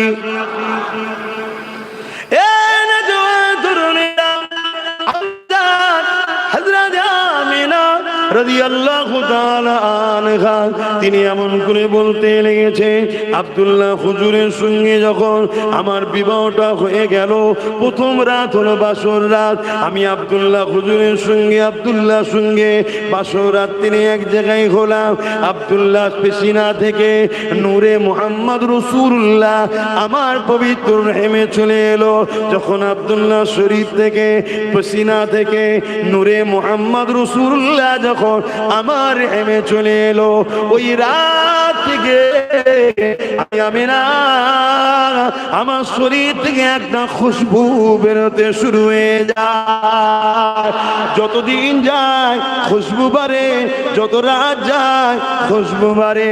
একদিন এমন আব্দুল্লাহ ব্যবসার জন্য চলে গেল, আল্লাহর হাওয়ালায় ইন্তেকাল হয়ে চলে গেল। আমি আমিনা ঘরের মধ্যে রয়েছি, আমার শরীরে খুশবু চারিদিকে ছড়াতে ছড়াতে ছড়াতে ছড়াতে পুরো মক্কা জমিনে এই খুশবুর চর্চা শুরু হয়ে গেল। সবার মুখে মুখে একটাই কথা, আমিনা শরীরে এই খুশবু আমিনা মাখে কোথায়, এই খুশবু আমিনা পায় কোথায়, এই আতর আমিনা পায় কোথায়? মক্কা জমিনে খুশবু তো পাওয়া যায় না। এই খবর রাসূলুল্লাহ দাদা যান হযরত আব্দুল মুতালিবের কানে চলে এলো। রাসূলুল্লাহ দাদা ছিলেন প্রেসিডেন্ট, মক্কা সম্রাট ছিল, মক্কা সুলতান ছিল। রাসূলুল্লাহ দাদার কানে যখন চলে এসে দাদাও তখন কথাটাকে গুরুত্ব দিল, খেয়াল করে তিনিও বলতে লেগেছে, আমি একজন সম্রাট হিসাবে, সুলতান হিসাবে পৃথিবীর বিভিন্ন সম্রাট সুলতানের সঙ্গে মিটিং এ যায়, কিন্তু আমি কখনো এই খুশবু পাই না। কোনো দেশে এত ভিআইপি লোকেরা খুশবু ব্যবহার করে, এই খুশবু কারো শরীর থেকে আমি আব্দুল্লাহ এমন করে আব্দুল মুতালিবও পাই না। এই খুশবু আমার পুত্র বধূ পাই কোথায়? এই জন্য রাসূলুল্লাহ দাদি জানের কাছে কি অবজেকশন দিল যে আমাদের পুত্র বধূ আব্দুল্লাহর পরিবার সেই খুশবু কোথা থেকে মাখে? সব জায়গায় চর্চা চলতে লেগেছে। রাসূলুল্লাহ দাদি জান বলতে লাগলেন, হে আব্দুল মুতালিব, হ্যাঁ আমিও ভাবতে লেগেছি আপনাকে বলবো বলবো বলবো, কিন্তু বলা হয় না। আমি অনেক সময় দেখেছি আমিনা যখন হাম্মামখানা গোসলখানা থেকে বেরোতো, তারপরে আমি যখন গোসলখানায় ঢুকতাম আমি অবাক হয়ে যেতাম, যেন গোসলখানা নয় কোন আতরের গোডাউনে ঢুকে গেছি। এ যুবকেরা, রাসূলুল্লাহ দাদি আব্দুল মুতালিব এবং তিনার পরিবার আম্মা আমিনাকে ডাক দিলেন, এদিকে আসো মা। আম্মা আমিনা চলে আসলেন। মারে খুশবু মাখতে নাই, কোথা দিয়ে খুশবু পান মা? আর এই খুশবু তো মক্কার কোনো জায়গায় পাওয়া যায় না। আমিও বিভিন্ন সম্রাটের কাছে গেছি, অনেক ভিআইপি খুশবু মাখে, কিন্তু আপনার খুশবু সব খুশবুর ওপরে, সব খুশবু আপনার এই খুশবুর কাছে ফিকে হয়ে গেছে। এ আমিনা রে, এই খুশবু কোথা দিয়ে পান? আম্মা আমিনা বলতে লেগেছে, আব্বা আম্মা আমিনা কোনো খুশবু মাখে না। এই খুশবু আমিনার নয়, এই খুশবু হলো আমিনার রেহেম মুবারকে গর্ভে যিনি রয়েছে সেই মুহাম্মাদের খুশবু। আরো জোরে বলুন সুবহান আল্লাহু আকবার, ইয়া রাসূলুল্লাহ আল্লাহ। কে আমার নবী? কে? বুঝতে পারছো?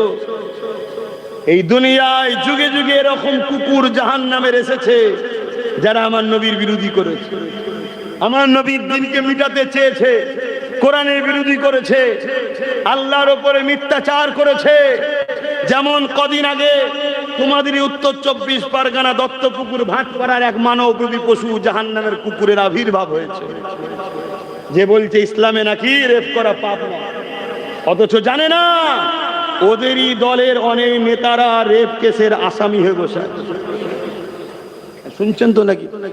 ওদেরই দলের যেখানে ক্ষমতা চলছে সেই মণিপুরে বড় বড় তার মধ্যযুগীয় কাজ কারবার হচ্ছে। এসসি এসটি দলিত অসহায় গরিব নিচু বর্ণের মহিলাগুলোকে উলঙ্গ করে ঘোরাচ্ছে এই বিজেপি শাসিত রাজ্যে। এই মানব বিরুদ্ধে বলে না কেন? এদের রাজনীতি করার কোনো ভাষা নাই। এরা জনগণকে যা বলেছিল সব মিথ্যা হয়েছে। বিজেপি যেদিন থেকে দেশে এসছে দেশটা ধ্বংস হয়েছে। বিজেপি যা ওয়াদা করেছে সব ফ্রড হয়েছে, সব মিথ্যা হয়েছে, সব চিটিংবাজি হয়েছে। হাতটাকে মোদি একটা ইন্টারন্যাশনাল মিথ্যু প্রমাণ হয়েছে, হয় না? হয়নি? জোরে বলো। এরা দেখছে তো রাজনীতির তাই ধর্মে আঘাত দাও, মাইন্ড থেকে মানুষের ভোলাও, আমাদের দুর্নীতির কথা মানুষ যেন ভুলে যায়। শুনছেন না? শোনেন? কিন্তু বড় দুঃখের বিষয়, এরকম মানবরূপী পশুকে হয় পাগলা গারোতে না জেলে থাকা দরকার ছিল, কিন্তু জেলে আছে কি? জোরে বলছে নাই। জেলে থাকবে কে? আপনার গ্রামে মদের দোকান কেউ দেবে, আর আপনার গ্রামে একজন যে বলবে মুসলিম মহল্লায় মদের দোকান দিচ্ছে, এটা আমার ইসলামে খাওয়া হারাম, এটাকে বন্ধ করো। এই যে বন্ধ করতে বলবে সে জেলে যাবে। কেন? আমার রাজ্যে মাতাল সরকার বসে আছে। ভাষা কি খারাপ লাগে? আমি ওদের মতো নয়, আমি ওই সব লোকেদের মতো নয় যারা বিজেপির বিরুদ্ধে বলবে আর দিদিকে জিন্দাবাদ বলবে। আমি ওই মুনাফেকদের দলে নয়। আমি এতটুকু বুঝি টাকার ইপিট আর উপিট। নাই বলেন, এত বড় কথা বললো, এত কেস হলো, অ্যারেস্ট করছে না কেন? কথা বলেন, যুক্তিতে বলেন। আপনাদের পাশের ভাঙরে একটা মেয়ে শুধু বলেছে মমতার স্বামী নেই, তার নামে এক জাহান্নামের কুকুর কেস দিল, আবার সেই মেয়েটাকে তুলেও দিয়ে গেল। সেই কুকুরগুলো এর নামে কেস দেবে? এক কথা বল, এরা সব ভাই বোন, কবে বুঝবেন? কিন্তু এরা কি প্রমাণ করছে? আব্বাস সিদ্দিকী হলো বিজেপি। করছে না, করে না? কেন এটা করছে? এটা না করলে মুসলিম সমাজের লোক যদি আব্বাস সিদ্দিকীর কথা শুনে লাই, তাহলে আমাদের তো চৌকি উল্টে যাবে। আমরা তো বেঁচে আছি এদের দয়ায়। এদের দয়ায় যখন বেঁচে আছো, এদের দিনের দুশ্মনদের উপরে দরদ দেখাচ্ছ কেন? এদের মসজিদ মাদ্রাসাকে যারা মিটাতে আসছে তাদের বিরুদ্ধে যখন এরা লড়াই করছে, তুমি কেন বলছো দিল্লি চলে যাও? তুমি যদি এদের দয়াতেই বেঁচে থাকো, তাহলে এদের বাচ্চাদের ঘরে কেন বলেছো যে রাস্তার কুকুরকে বাচ্চাকে মিড ডে মিল দেবো, তো মাদ্রাসার বাচ্চাদের মিড ডে মিল দেবো না? এই জানোই সরকার বলেছে, জানো তো নাকি? না জানলে তোমার সমালোচনা করবে। যদি এদের দয়ায় বেঁচে থাকো, তাহলে দুর্গাপুরে বোলডুজার দিয়ে পশ্চিম বাংলায় মাদ্রাসা ভাঙা হলো কেন? এদের দয়াতেই যদি বেঁচে থাকো, তাহলে 32টা মাদ্রাসার আনরেট বন্ধ করে দিলে কেন? এদের দয়ায় যদি বেঁচে থাকো, তাহলে তুমি বললে কেন আমার উন্নত কোরআন শেষ হয়ে যাবে, আমার উন্নতি শেষ হবে না? এই যে কোরআন শেষ হয়ে যাবার কথা বলে, তাকে কোনো মুসলমান সাপোর্ট করলে ঈমান থাকবে? তার মানে তুমি ওই কথাকে অ্যাকসেপ্ট করলে। কথা বুঝে আসছে না? না, খুব জ্বলন হচ্ছে আব্বাস সিদ্দিকীর কথায় অনেকে, যে কি করা যাবে বল দেখি। এ তো সব ভান্ডা ফিটিয়ে দিয়েছে, কিচ্ছু করার নেই। যতদিন আমার ঘরে জান আল্লাহ রেখেছে আর আল্লাহ মেম্বারে নিয়েছে বসাবে, ততদিন আমি কোরআন দিনের পক্ষে লড়বো। এক কথা শুনছেন না শোনেন? যদি বলো যে না তুমি কোরআন দিনের জন্য লড়ছো না, তাহলে আমি তোমাকেই তো অফার দিচ্ছি। তুমি তওবা, তুই তওবা কি করবি? তুই কমসে কম বল যে আমার এগুলো বলা ভুল হয়েছে, তাহলে আমি তোর বিরুদ্ধে বলা বন্ধ করে দেবো। কথা বুঝছেন না, বোঝেন না? তাহলে তোর বিরুদ্ধে বলা বন্ধ করে দেবো। আর আমি একজন নাগরিক হিসাবে আমার একটা ভোট আছে, রাজনীতি আছে। কথা বুঝে আসছে না? নাই, আমার ভাই একটা দল করে, এই ভাই হিসেবে তার সাথ দেবো না তো? কিন্তু আমার ভাইও যদি অন্যায় করে, তখন তার সাথ দিবা যাবে না? না, যাবে না। তখন তার বিরুদ্ধে আমাকে বলতে হবে, তবে তাকে বুঝাবো পরিবর্তন হবে। যদি না বোঝে, তার সাথে আমার সম্পর্ক আলাদা করতে হবে। কেন? ভাই আগে নয়, ভাই আগে নয়। আমার কবরে আমার ভাই যে বলবে নাকি আল্লাহ আমার ভাই হয় এটা ছেড়ে দাও, তাহলে আমি আমার ভাইয়ের কথা ভাববো কেন? কিন্তু হ্যাঁ, আমার ভাই যখন হজ হাউস থেকে মদের বোতল বার করে পবিত্র করছে হজ হাউসকে, তাহলে আমি একজন ইমানদার হিসাবে, গুরু হিসাবে আমার মনটা চাইবে যে ও আরো বড় হোক। আমার ভাই যখন ওয়াকাফকে বাঁচাবার জন্য সুপ্রিম কোর্টে কেস করছে, তখন তো বড় ভাই হওয়া পরের কথা। আমার তো একজন মুসলমান হিসেবে মনে হবে, যাক আমার মসজিদ মাদ্রাসার জন্য কেউ তো কেস করলো না, ও তো কমসে কম কেস করলো। কি মনটা বড় হবে না? হবে না? এটাই তো ইমানের সম্পর্ক। তো যাক, আমি যেটা বলতে চাইছি, তাহলে বলুন, আমার দিনের উপরে আঘাত দেবে কেউ, তার প্রতিবাদের দরকার আছে না? না, কিন্তু ধরবে কি গো? এই ভাটপাড়ার অর্জুন সিংকে অ্যারেস্ট করবে? জোরে বলেন। যদিও চাপে পড়ে করে, কিভাবে করবে? এই তুই ওরম করিস নি, খুব ফেঁসে গেছি, তোকে একদিনের জন্য ভরি না, ভাই করে দেবো পরের দিন। শুনছেন না? শুনুন, যদি পাওয়ার আমাদের হাতে থাকে আমরা কি করতাম? আমরা ঢিলে করে ফেলতাম। চল কেন, এটা সংবিধান বিরোধীও কথা বলেছিস, শুধু ধর্ম বিরোধী নয়, সংবিধান বিরোধীও কথা বলেছিস, তাহলে পাওয়ারের দরকার আছে না? নাই। এজন্য আব্বাস সিদ্দিক ধর্মনীতির কথাও বলে, সমাজনীতির কথাও বলে, পরিবার নীতির কথাও বলে, প্রতিবেশী নীতির কথাও বলে, পাশাপাশি নিজের ভক্ত মুরিদ অনুসারীদের ঘরে সমাজে সচেতন করে। বুকা, কত আর পরের বাপকে বাপ বলবি, একটু নিজেরা ক্ষমতা অর্জন কর। কথা বুঝছেন না? বোঝেন? একটু মাথায় রাখেন, একটু বোঝেন, নাই বিরাট বড় ক্ষতি হতে চলেছে, বিরাট বড় ক্ষতি হতে চলেছে। একটা সামনে ভয়ানক দিন। আমি অনেক আগে বলেছিলাম একটা কথা, যে একটা দিন আসছে তোদের নাগরিকত্ব কেড়ে নেবে, সেদিন আব্বাস সিদ্দিকীকে বলবি যে ভাইজান আমার ভুল হয়েছে, বা তোমার কথাই ভোট দেবো, সেদিন আর তোর কিছু উপায় থাকবে না। বলেছি না বলিনি? অনেক আগে বলেছিলাম, আজকে সেই দিন আসছে। আমার তো মনে হচ্ছে আগামী কাল পরশু থেকেই বাড়ি বাড়ি নোটিশ আসবে। শুনছেন না? শুনুন, আগামী কাল পরশু থেকেই বাড়ি বাড়ি নোটিশ আসবে। আমি অনেক আগে বলেছিলাম, চিল্লাচ্ছে এসআইআর হতে দেবো না, হতে দেবো না। আরে পাগল, যেদিন থেকে দুয়ারে সরকার চলছিল সেদিনই তোর এনআরসি হয়ে গেছে। কিন্তু তখন বলেছিলাম যেটা এনআরসি হচ্ছে, এই মুসলমান আমাকে গাল দিয়েছিল,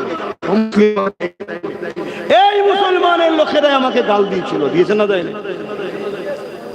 অলরেডি হয়ে গেছে। কালকে তো চিঠি আসবে, পরশু তো চিঠি আসবে বাড়ি বাড়ি। কি চিঠি? তোমার গেছে। শুনছেন তো নাকি? লাও, কান্না আসবে, ঠেলা সামলাও। তবে একটা কথা বলে যাচ্ছি, যারা আহলে সুন্নাত ওয়াল জামাতের সঙ্গে দীর্ঘদিন জড়িয়ে আছো, এই বিপদে তোমার ভাই তোমাকে ছেড়ে দেবে না। তুমি যদি থাকো সদস্য হয়ে, বইটালি আমার সঙ্গে দেখা করো, আমি আপ্রাণ চেষ্টা করব তোমার হয়ে সমস্যা সমাধান করা। কথা মাথায় ঢুকছে না? ঢোকে না? কারণ আমার যতটুকু ক্ষমতা, আমার একটা ছোট্ট জিনিস আছে, কথা বুঝে আসছে না? এইটুকু তোমার হয়ে আমি বলতে পারি। বাকি বাপ গাল অনেক খেয়েছি বুঝানো দিকে।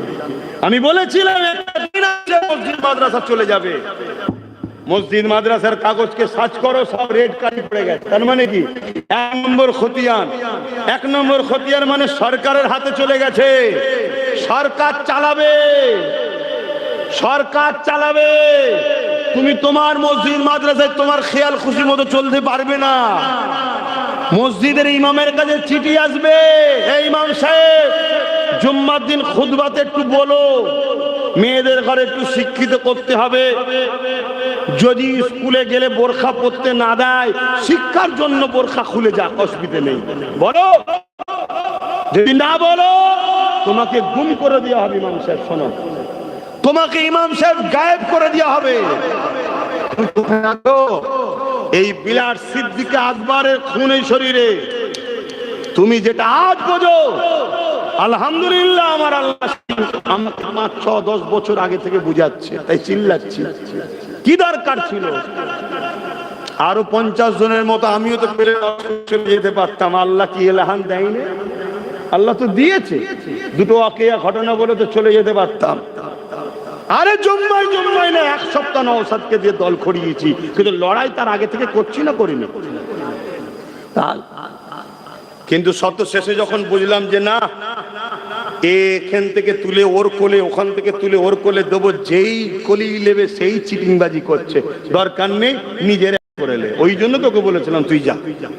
কথা বুঝে আসছে না? নাই, যা থাক, নিজের থাক। শুনছেন তো নাকি? চায়ের দোকান, লোক মনে করে চায়ের দোকান, চায়ের দোকান হলো সঙ্গে মেয়ের বিয়ে দেবো। অফিসে চাকরি করে, কোটটাই পড়ে যায়, মাস গেলে কত মাইনে? 25,000। কত? 25,000। সর্বোচ্চই 25,000, বেড়ে বেড়ে বেড়ে বেড়ে 30,000, 40,000, 50,000 হবে নাকি? এর চেয়ে বেশি তো আর হবে না। কিন্তু এই চাওয়ালা একটা ঘুমটি থেকে কারবার বিজনেস করতে করতে করতে আরো 5টা করে দেবে। শুনছেন তো নাকি? মাসে যত কমই হোক, এখন মানুষ চা বিস্কুট ছাড়া সকালে অন্য কিছু জোটে না। এ মাসে খোঁজ লিখে যাও, তুমি চাওয়ালা দেখছো, ও মাসে 1 লাখে পৌঁছে দেবে ইনকাম 5টা দোকান থেকে। শুনছেন তো নাকি? আর তার থেকেও বড় বিষয় মাথায় ঢুকাও, তুমি যার কোম্পানিতে চাকরি করলে, তুমি রিটায়ার হওয়ার পর ওই জায়গায় তোমার ছেলে চান্স নাও পেতে পারে, কিন্তু এই 5টা দোকানের মালিক তোমার ছেলে। ঠিক না বেটি? এজন্য আব্বাস সিদ্দিকী বলছে, বড় দলের দালালি করে করে করে করে, মারপিট করে করে, চামচাগিরি করে করে হয়তো কিছু ইনকাম করছো, তোমার চলে যাবার পর তোমার ছেলে ওখানে চান্স নাও পেতে পারে। নিজের কোম্পানি খোলো, ছোট হোক, তোমার ছেলে তোমার পর ওখানে মালিকই হবে।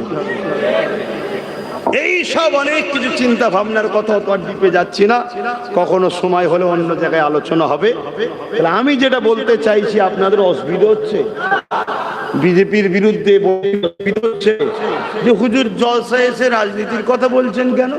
আরে বিজেপিরা রাজনীতি ছেড়ে দিয়ে ধর্মের পিছনে লেগেছে না লাগে না? ও যখন ওর স্ট্যাটাস বজায় পারে, ও যখন ওর কাজ ছেড়ে দিয়ে আমার ধর্মেতে মাথা দিচ্ছে, আমার বোরখা নিয়ে, আমার তালাক নিয়ে, আমার মসজিদ নিয়ে, আমার মাদ্রাসা নিয়ে, তাহলে আমারও তো উচিত ওর ভেতরে মাথা দেওয়া দরকার আছে না? না, ও তখন বলবে এখানে মাথা দিচ্ছ কেন, তুমি হুজুর মানুষ। আমি তখন বলবো তুই তোর জায়গায় যা, আমি আমার জায়গায় যাই। ঠিক না বেটি? তবেই তো সিধে হবে রে বাবা। ঠিক তেমনি রাজ্য সরকারও রাজনীতির নামে আমার ধর্মে মাথা দিচ্ছে না, দেয় না? জোরে বলেন। তাহলে আমিও হুজুর হিসাবে মাথা দেওয়া দরকার আছে না? নাই? তখনই বলবে যে হুজুর হিসাবে এরম হচ্ছে কেন? আমি বলবো তুই তোর কাজ কর, তাহলে আমি আমার কাজ করব। তোর কাজ রাষ্ট্র এবং রাজ্যবাসীর নিরাপত্তা, কথা বুঝে আসছে না? না, সেই কাজ ছেড়ে দিয়ে তুমি ইফতার পার্টির নামে হুড়োহুড়ি করছো, রেড রোডে গিয়ে হুড়োহুড়ি করছো, তুমি বলছো কোরআন শেষ হয়ে যাবে, তুমি ইটা সিটা আমার ধর্ম নিয়ে বলবে, তাহলে আমাকে একটু প্রতিবাদের দরকার আছে না? নাই? এজন্য মাথা দিচ্ছি। আচ্ছা ভাই, আপনারা আমার কথাকে অ্যাকসেপ্ট করতে পারছেন তো না? ভেতরে ভেতরে মনে দুঃখ হচ্ছে? ভুল আমাকে বুঝবেন না, আখরি জামানা এ নওজোয়ান তরুণেরা, আব্বারা, ইমাম এমন করে ফেরাউনের বিরোধী কেন করা হয় না? হয় না? এই ফেরাউনের বিরুদ্ধে এই মজলিস থেকে বলা হয় না? ফেরাউন তারা রাজা ছিল, তার বিরুদ্ধে বলো কেন? না, ফেরাউন ছিল স্বৈরাচারী, জালিম, অত্যাচারী, বনি ইসরাইল কওমকে জ্বেলিয়েছে, মুসা নবীর উপরে অত্যাচার করেছে, তাই তো নাকি? ও তাহলে আজকে মরা ফেরাউনের বিরুদ্ধে বলতে এখান থেকে খুব ভাল লাগে, জেনতা ফেরাউনদের বিরুদ্ধে বলবেন না?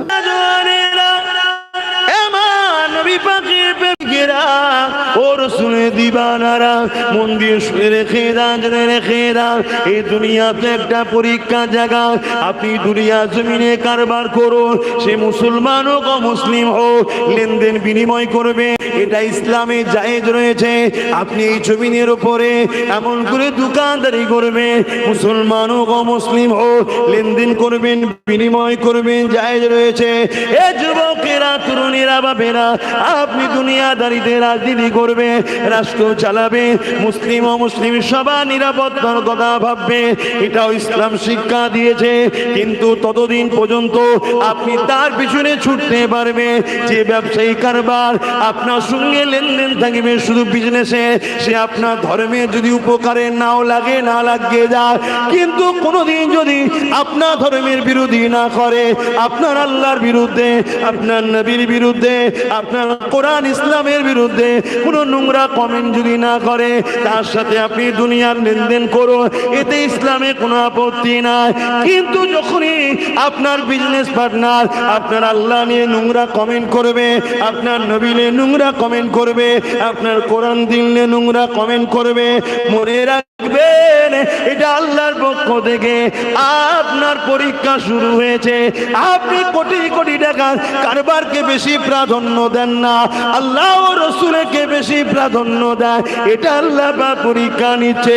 ওই সময়ে যদি আপনি বলে যে তোমার সঙ্গে সম্পর্ক রাখার প্রয়োজন হবে না, তোমার সঙ্গে সম্পর্ক রাখতে পারছি না, কারণ এই বিজনেসের থেকে, এই টাকা ধন দৌলতের থেকে, এই জমি জায়গা থেকে, এই থেকে সব কিছু থেকে এবং নিজের জানের থেকে আমার কাছে আল্লাহ ও রাসূল প্রিয়, তুমি আমার আল্লাহর উপরে আঘাত দিয়েছো, নবীর বিরুদ্ধে নোংরা কমেন্ট করেছো, আর তোমার সাথে আমার সম্পর্ক রাখা সম্ভব নয়। এই আকীদা যদি করতে পারেন তবেই জানবেন ঈমান ঠিক আছে। এটা তো পরীক্ষা নেবে আল্লাহ, কি গো, নেবে না? নেবে না, কিন্তু আমরা তো ফেল হয়ে যাচ্ছি। আমরা তো লোভ লালসা সামলাতে পারছি না। হ্যাঁ, যদি লোভ লালসা সামলাতে না পারো তাহলে তো বাপ আখিরাত নষ্ট হবে। এ দুনিয়া তো পরীক্ষার জায়গা, এখানে তো চিরস্থায়ী নয়। এখানে তো আল্লাহ বিভিন্ন দিক দিয়ে পরীক্ষা নেবে। কাউকে ধন দৌলত দিয়ে পরীক্ষা নেবে, কাউকে জমি জায়গা ঘর বাড়ি কিনে নিয়ে পরীক্ষা নেবে, কাউকে আল্লাহ বিমার দিয়ে পরীক্ষা নেবে, কাউকে আল্লাহ সন্তান আওলাদ দিয়ে, আবার কারো সন্তান আওলাদ কিনে নিয়ে পরীক্ষা নেবে, আবার কাউকে আল্লাহ ক্ষমতা শাসক বানিয়ে পরীক্ষা নেবে, কাউকে আবার আল্লাহ জালিম শাসকের নিচেই রেখে পরীক্ষা নেবে। সাহাবা হুজুরদের উপরে কম পরীক্ষা হয়েছে। যে কথা বলছিলাম মনে আছে তো, হযরতে খুবাইব রাদিয়াল্লাহু তাআলা আনহু হুজুরের কথা প্রথম বলছিলাম না, ওটা একটু বলি নাকি? অন্যদিকে চলে গিয়েছিলাম, বলি। তিনাকেও পরীক্ষা নিয়েছেন না নাই না আল্লাহ, জালিম শাসক। কি বলছে খুবাইব, তোমার সাথী সঙ্গীদের ঘরে সব মেরে দিচ্ছি, তুমি যদি আমাদের কথা মেনে নাও, আমাদের কথা অ্যাকসেপ্ট করে নাও, মুহাম্মদ রাসূলকে যদি ছেড়ে দাও, তাহলে তোমাকে আমরা মারবো না, আজাদ করে দেবো। চোখের সামনে একটার পর একটা সাথীদের ঘরে শুলির উপরে চেপিয়ে চেপিয়ে হত্যা করছে, শহীদ করছে।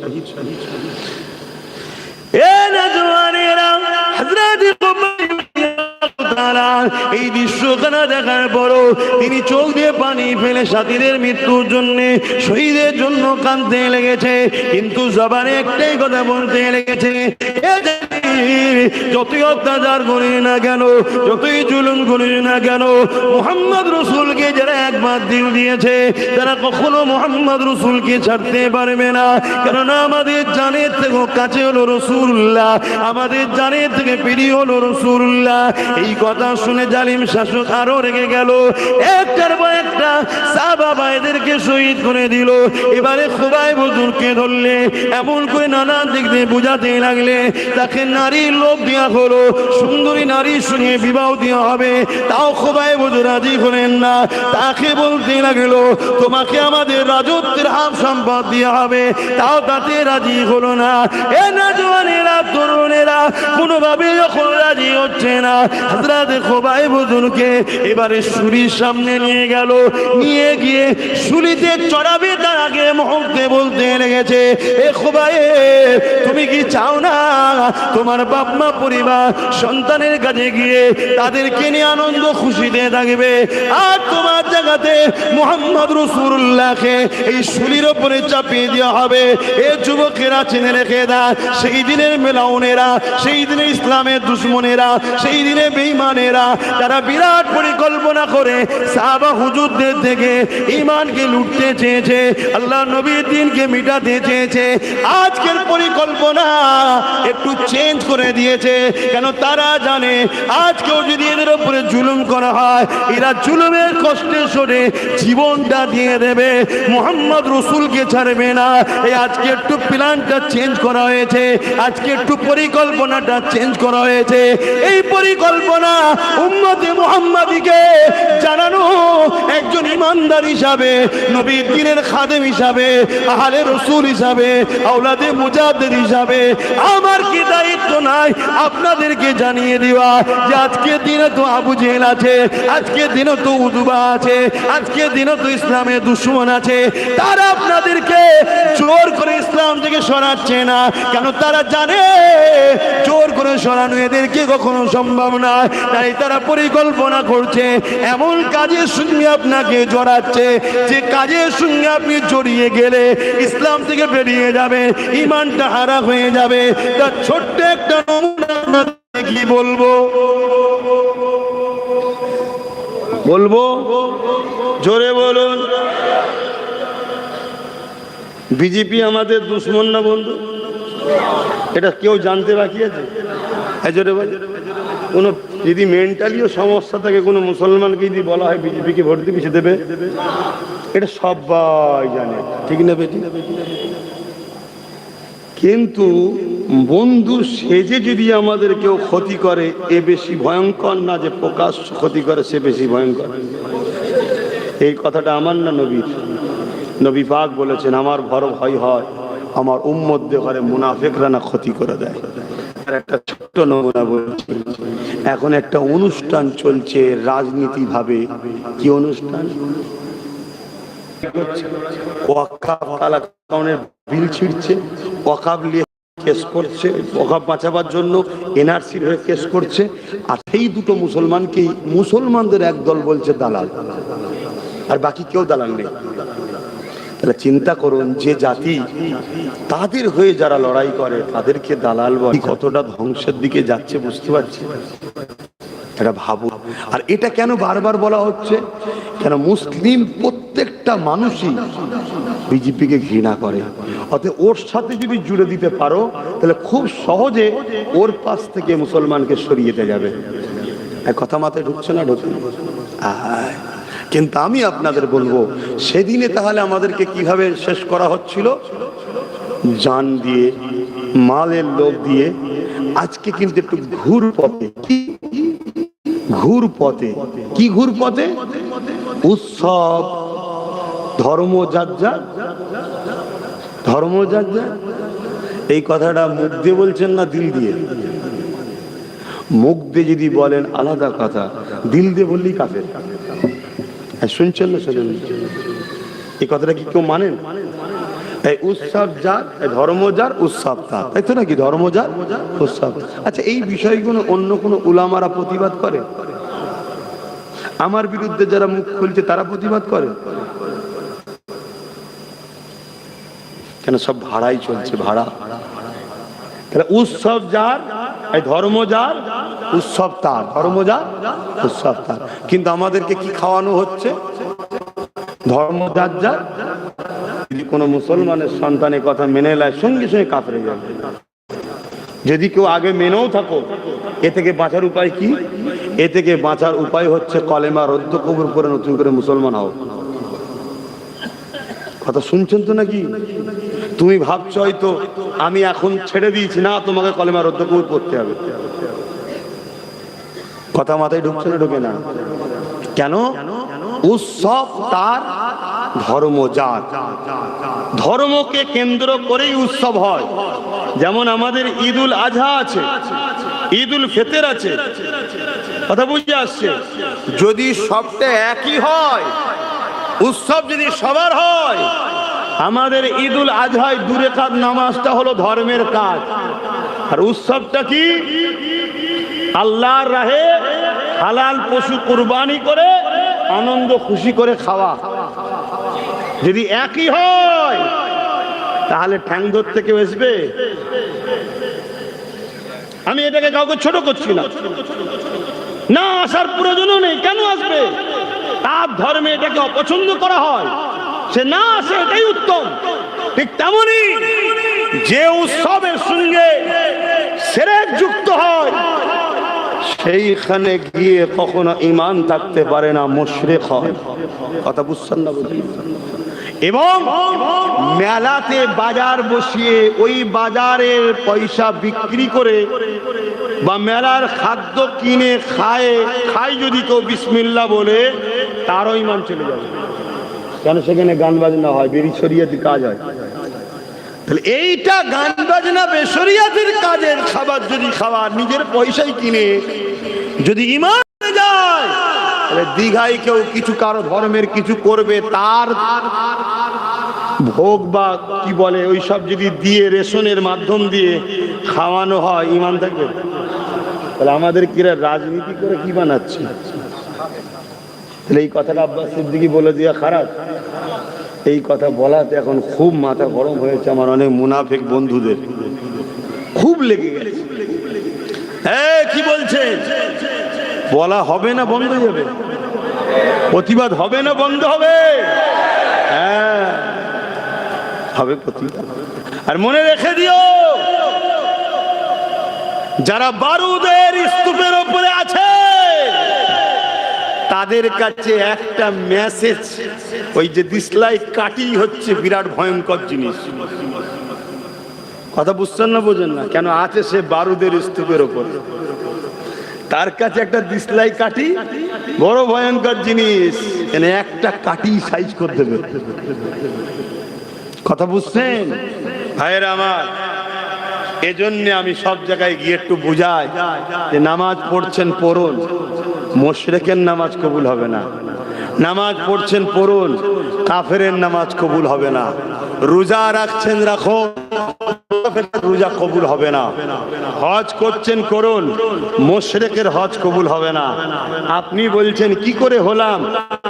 আপনার এই কাজ যদি এরকম হয় যেখানে গায়রুল্লাহর সঙ্গে শরীক করা হয়, এর সাথে যদি আপনি জড়িত থাকেন, এতে আপনার ঈমান থাকতে পারে না, পারে না, পারে না। কথা বুঝে আসছে? শরিয়ত তো আব্বাস সিদ্দিকীর বাপের নয়, ঠিক তেমন শরিয়ত আপনাদেরও আব্বা জানদের নয়। শরিয়ত হলো আমিন আল্লাহর, মানতে হবে। আর আমারও ডিউটি হক কথাটা বলে দেওয়া। কেন কত কষ্ট করে ইসলাম প্রতিষ্ঠিত করেছে। হযরতে খুবাইব হুজুরকে যখন সুলিতে চড়ানো হবে, ঠিক এমন সময়তে আবার বলা হচ্ছে, খুবাইব শেষবার বলছি, তুমি কি চাও তোমাকে মুহাম্মদ রাসূলকে সুলিতে চাপানো হোক? নাউজুবিল্লাহ। তোমাকে ছেড়ে দেওয়া হোক? তুমি কি মুহাম্মদ রাসূলকে এনে দিতে পারবে? হযরতে খুবাইব হুজুর এ নিষ্ঠুর মালাউনেরা, এ বেঈমানেরা, এ মুশরিকেরা, তোরা আমাদের ঘরে কি মনে করিস? মুহাম্মদ রাসূলের প্রেমিক যারা হয় তাদেরকে কি মনে করিস? তারা জীবনে সব যা পছন্দ করে, আল্লাহ নবীর উপরে যারা পরিমাণ আঘাতকে পছন্দ করে না। এ নিষ্ঠুর বেঈমান খ্রিস্টান বাদশা, শুনে রেখে দে, যদি তোরা বলিস মুহাম্মদ রাসূলের পায়ে একটা কাঁটা ফোটানো হবে, এর বিনিময়ে যদি নবীর আশিকদের কাছে জীবন চাস, আমরা আমাদের জীবন দিতে পছন্দ করব। এটা দেখে জান্নাতের আশা নয়, দাড়ি টুপি সুন্নত রেখেছেন, রাখছেন, রাখবেন, এটা দেখে কামিয়াবি যেমন করে জান্নাতের আশা নয়। একটা ভিসা লাগবে, ওই ভিসাটা হলো লা ইলাহা ইল্লাল্লাহ মুহাম্মাদুর রাসূলুল্লাহ লাগাতে হবে। এ দুনিয়ার এক দেশ থেকে আর এক দেশে গেলে যেমন আপনার ভিসা লাগে, ভিসা ছাড়া যাওয়া যায় না, তেমন দুনিয়ার দেশ থেকে জান্নাতের দেশে যেতে গেলে এই ভিসা আপনাকে লাগবে, যেটা দিল থেকে অন্তর থেকে মেনে নিতে হবে। আল্লাহকে সেবা দুসরা কোই মাবুদ হি নেহি, আর মুহাম্মদ রাসূলুল্লাহ আল্লাহ পাকের প্রিয় রাসূল। এটা মুখে শুধু বললে হবে না, আল্লাহকে আল্লাহর মর্যাদা দিতে হবে। রাসূলুল্লাহকে জানের থেকে বেশি ভালোবেসে আদবের সঙ্গে মেনে নিতে হবে। সঙ্গে আপনার রাসূলের টক্কর হয়, এই জায়গায় আপনি ছেলের পক্ষে দাঁড়াবেন না, নবীর পক্ষে দাঁড়াবে। এটা আল্লাহর পরীক্ষা, মনে রাখবে। যদি আপনি ছেলের পক্ষে দাঁড়িয়ে যান, আপনার মধ্যে ঈমান নাই, ওই জায়গায় যদি আপনি রাসূলুল্লাহর পক্ষে দাঁড়িয়ে যান, যদি হয় ছেলেকে মৃত্যুদণ্ড দিতে হতে পারে, তাও ছেলে মরে যাক, আমি রাসূলুল্লাহকে ছাড়বো না। এই ঈমান যার মধ্যে আছে সেই যাবে জান্নাতে। আজকে ডাক্তাররা ইসলাম প্রচার করছে, উকিলরা ইসলাম প্রচার করছে, মাস্টাররা ইসলাম প্রচার করছে। ঘরে দুটো চটি বই পড়ে নিয়েছে, আর ওই কি বলে ইউটিউবে গুগলে ইসলাম সার্চ করে দুটো ফটো হচ্ছে, বলছে আমি সব জানি কোরআনে। কেন তো পড়তে পারছি কথা। একজন ইংলিশের টিচার, তাকে যদি কি বলে সায়েন্সের মেডিকেলের কিতাব তুলে দেওয়া হয়, সে সব পড়লো, কোথায় নাড়ি আছে, কোথায় নক্ষত্র আছে, কোথায় কোন শিরা আছে, আর আছে কতটা কি আছে, সব পড়েছে। শুনছেন? কোনোদিন অপারেশন করেনি। আপনি তার কাছে অপারেশন হতে যাবেন? কেন যাবেন না? জি আল্লাহ, এ তো কোনোদিন কাটেনি, কি কাটতে গিয়ে কি কেটে ফেলবে, দরকার নেই বাবা। কি এই জান যাবার বেলায় এত ভাবছেন? হ্যাঁ, আপনি ইমানের মামলায় একটু বুঝবেন না, কার কথা শুনছেন, কার কাছে যাবেন, কার কথা নেবেন, একটু ভাবা দরকার আছে না? না, দু পাতা পড়ে নিলে শুধু হয় না। ডাক্তারকে, অভিজ্ঞ ডাক্তারের কাছে আরো 20 বছর ধরে পিছনে ঘুরতে হয়। এই কাঁচি দে, এই দে। কটাই নামাজ যাবে? আচ্ছা আচ্ছা, 45 জামাত, ঠিক আছে। আজান হয়ে গেলেই সালাম দোয়া করে দিচ্ছি। এটা আপনাদের মসজিদ কি? আচ্ছা ঠিক আছে। তো সেই জায়গা বাপ জানেরা আজান হয়ে যায়, ওইখানেই মসজিদ।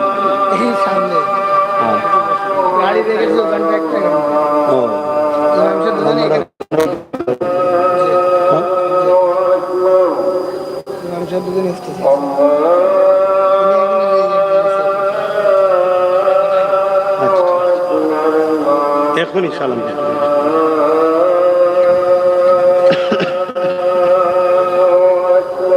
আল্লাহু আকবার, আল্লাহ।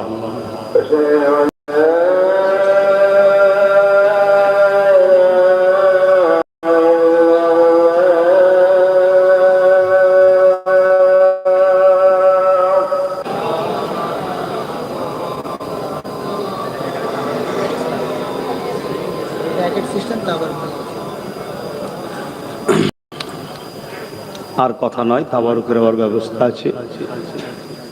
আমার কথা থেকে কষ্ট পেচ্ছে,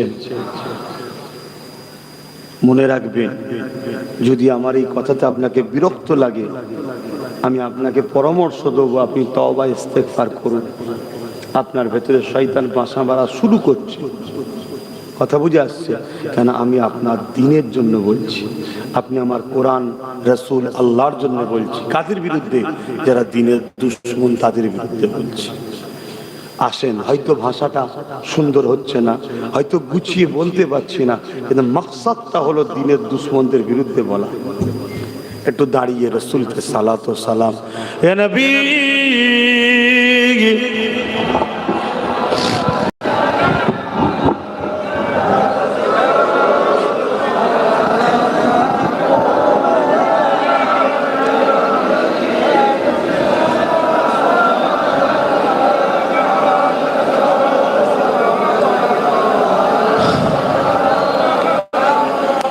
या नबी नामो ओ प्यारा, या रसूल नामो प्यारा, अर्श पर हक ने पुकारा, सच पैगंबर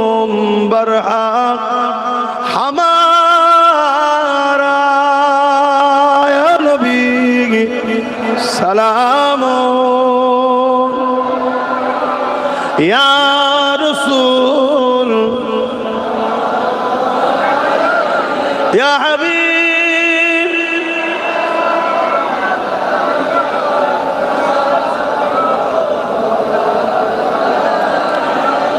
পড়িলো আল্লাহ আরো বাণী, পোহালো দুঃখে রজনী, হইল জগৎ অনুরানী, আমিনার নয় ও নির্মণি, ইয়া নবী সালাম, ইয়া রাসূল ইয়া হাবিব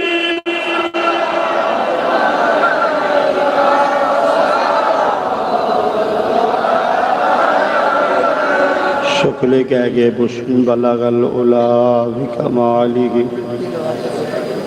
কাসাবাত দুজা বিজামালিহি হাসানাত জামিউ কসালিহি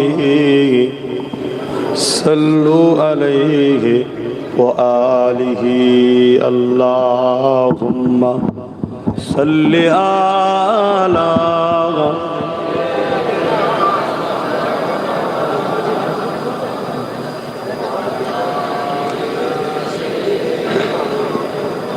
বাপজান আমার। পুরি খতম কোরআন তেলাওয়াত আছে, কলেমা শরীফ দরুদ শরীফ আছে, আল্লাহ কবুল করেন, আল্লাহ শেফা দান করেন। একজন অসুস্থ, এখন দোয়া চাওয়া হবে, তাবারুকটাকে দিয়ে নি। কিন্তু একটা কথা তো বলবো বললাম, সময় তো হুক চলে যাচ্ছে, একটুখানি ছোট করেই বলি। ছড়াচ্ছে কি আমি নাকি বলেছি টিএমসি কে ভোট দিয়া আরাম যাবে না? নয়, হ্যাঁ, প্রথম থেকে শোনেন। এই তাবারুক দিউনি আমরা এর কথা বলে কি করে হবে ভাই? 21শে অগ্রহায়ণ মনে আছে তো? নলেজ সিটি 2-3 বছর মনে হয় ডাকা হয়নি না? এবছর ডাকলে যাবেন তো নাকি? ঠিক করে বলছেন, যাবেন তো নাকি? এবছর একটু বেশি কষ্ট করতে হবে, ওখানেও যেতে হতে পারে, আবার ব্রিকেটেও যেতে হতে পারে। হাঁপি যাবেন নাকি? হাঁপি যাবে তো যাক, একজন নলেজ সিটি দিয়েছে, আল্লাহ কবুল করেন। ভাই শুন, বলতে দেন কি হবে না আজকে। আচ্ছা ঠিক আছে, শুনছেন? একটু বলতে দেন। আল্লাহ নবী বললেন, বসেন বসেন মুরব্বি বসেন। আল্লাহ নবী বললেন, বলতে দেন একটু। আল্লাহ নবী বললেন, অন্যায় দেখলে হাত দিয়ে রোখো। কি দিয়ে? হাত দিয়ে। যদি হাতে ক্ষমতা না থাকে মুখ দিয়ে প্রতিবাদ করো। কি দিয়ে? যদি মুখেও ক্ষমতা থাকে অন্তর থেকে ঘৃণা করো। হাত দিয়ে রুকা এ ক্যাটাগরির ইসলাম ইমান, মুখ দিয়ে প্রতিবাদ করা দ্বিতীয় স্তরের ইমান, আর অন্তর থেকে ঘৃণা করা একেবারে শেষ নিম্নমানের ইমান, শেষ স্তর। যদি হাত দিয়েও প্রতিবাদ না হয়, মুখ দিয়েও প্রতিবাদ না হয়, অন্তর থেকে ঘৃণা না হয়, উপরন্ত অন্যায়কে সাপোর্ট করলো, তার মধ্যে ইমান। কথা মাথায় ঢুকছে? হ্যাঁ। এবার অন্যায় দু ধরনের হয়, একটা নিজের ক্ষতি, একটা দিনের ক্ষতি। নিজের ক্ষতি কাবিরা গুনাহ যদি হয় তওবা করলে আল্লাহ মাফ করবে, জোরে বলুন সুবহানাল্লাহ। দিনের ক্ষতি মাপ নাই। কথা মাথায় ঢুকছে? এখন বলুন, কেন্দ্র সরকার সংখ্যাগরিষ্ঠতা দেখে সংবিধানের ধারাকে লঙ্ঘন করে ওয়াকফ কালা কানুন করেছে, এটা নাই করছে না অন্যায় করছে? এটা আবার বলুন। মসজিদ মাদ্রাসার বিরুদ্ধে আইন করেছে, নাই করেছে না অন্যায় করেছে? তাহলে মসজিদ বাঁচাবার লোককে কবরস্থানে দিয়ে খানকা বাঁচাবার লোককে এই কেন্দ্র সরকারের কালা কানুনের বিরুদ্ধে সংবিধানের পক্ষে দাঁড়িয়েও এর বিরুদ্ধে হাত দিয়ে লড়তে হবে। 1 নম্বর ইমান। হাত দিয়ে ক্ষমতা না থাকে মুখ দিয়ে প্রতিবাদ করতে হবে, দ্বিতীয় স্তরের ইমান। যদি মুখ দিয়ে প্রতিবাদ না করে অন্তর থেকে ঘৃণা করতে হবে, নিম্নমানের শেষ স্তরের ইমান। কিন্তু একটা মুসলমান বিজেপির আইনের বিরোধী হাত দিয়ে রুখলো না, মুখ দিয়ে প্রতিবাদ করলো না, অন্তর থেকে ঘৃণা করলো না, উপরন্ত থেকে ভোট দিল, তার মানে সে মসজিদ ভাঙুক সাপোর্ট করলো, কবরস্থান ভাঙুক সাপোর্ট করলো। যে মুসলমান এই অন্যায়কে সাপোর্ট করে মসজিদ মাদ্রাসা ভাঙার, ইমান থাকবে? কথা মাথায় ঢুকছিল দেখেন। এটা প্রথম বলিছি, এটা দেয়নি, এটা দেয়নি, এই কথাটাকে দেয়নি। এই কথা দিলে তো প্রমাণ হয়ে যাবে যে আব্বাস সিদ্দিকী বিজেপির বিরুদ্ধে। ওরা তো প্রমাণ করতে চাইছে আমি বিজেপির পক্ষে, তাহলে এটা দেয় কখনো? এটা দেয় না। দ্বিতীয় নম্বর, সময় কম তাই ডাইরেক্ট বলছি, কেউ যদি বলে কোরআন শেষ হয়ে যাবে, এটা নাই না অন্যায়। এই অন্যায়ের প্রতিবাদ হাত দিয়ে করতে হবে। যদি হাত দিয়ে প্রতিবাদ না করতে পারো মুখ দিয়ে, যদি মুখ দিয়ে প্রতিবাদ না করতে পারো অন্যায় ঘৃণা করো। যদি ঘৃণা না করে কোরআনের দুশ্মনকে ভোট দিয়ে সাপোর্ট করা মানে তুমি কোরআনের দুশ্মনকে শক্তিশালী করছো। যে কোরআনের বিরোধী করে তার ঈমান থাকে। এই জোরে বলো, সাপোর্ট করা মানে তো বিরোধী একই হয়ে গেল, তার ঈমান থাকে। এবারে বলতে পারেন এ ভুল করে বলে ফেলেছে, ভুল করে বলে ফেলেছে, ওকে ক্ষমা চাইতে পারে? ফতোয়া বাস্তবের উপরে হয়, ফতোয়া বাস্তব মুক্তদায় হাল অনুযায়ী হয়। তারপর দাও, আর সময় নেই, এরপরে আসতে বিস্তারিত খুলে আরো বলবো কোনি। তাবারক দাও, কিন্তু শোনার লক্ষ্য থাকলে শুনে নাও। মিশকাত শরীফের হাদিস, আল্লাহর নবী বলেছেন কেউ জালিম জানালো তাকে যদি কেউ সাপোর্ট করে, শক্তিশালী করে, সহযোগিতা করে, আল্লাহর নবী বলতে সে ইসলাম থেকে বেরিয়ে যায়। কোথাকারের হাদিস? মিশকাত শরীফের হাদিস। শুনছেন তো নাকি? হ্যাঁ। অতএব বাপ, এমনি বলিনি, দিনের স্বার্থে বলেছি। এরপরও দুঃখ লাগছে যারা আমার বিরোধী করছে তাদের মুখে কি এক বরষেরকে প্রসাদ খাইয়ে মুশরিক বানাচ্ছেন কেন? কেন আপনি প্রচার করছেন ধর্ম যার যার উৎসব সবার? কেন আপনি প্রচার করছেন কোরআন শেষ হয়ে যাবে? কি প্রতিবাদ পাওয়া গেছে? আখরি জামানা, ভালো ভালো ঘরের লোক বিগড়ে যাচ্ছে। সাবধান হন, সাবধান হন। আমি কিচ্ছু চিনি না,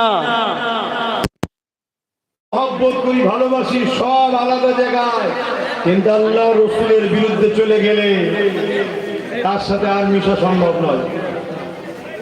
তারপরেও দাও, তারপরেও দাও, তাড়াতাড়ি দাও, সামনে থেকে দেওয়া শুরু করো না, তাহলে পিছিয়ে গেলে আমার বলতে সুবিধা হবে। সামনে থেকে দাও, এই সামনে থেকে দাও। সময় যেন থাকছে না, হুড় করছিল।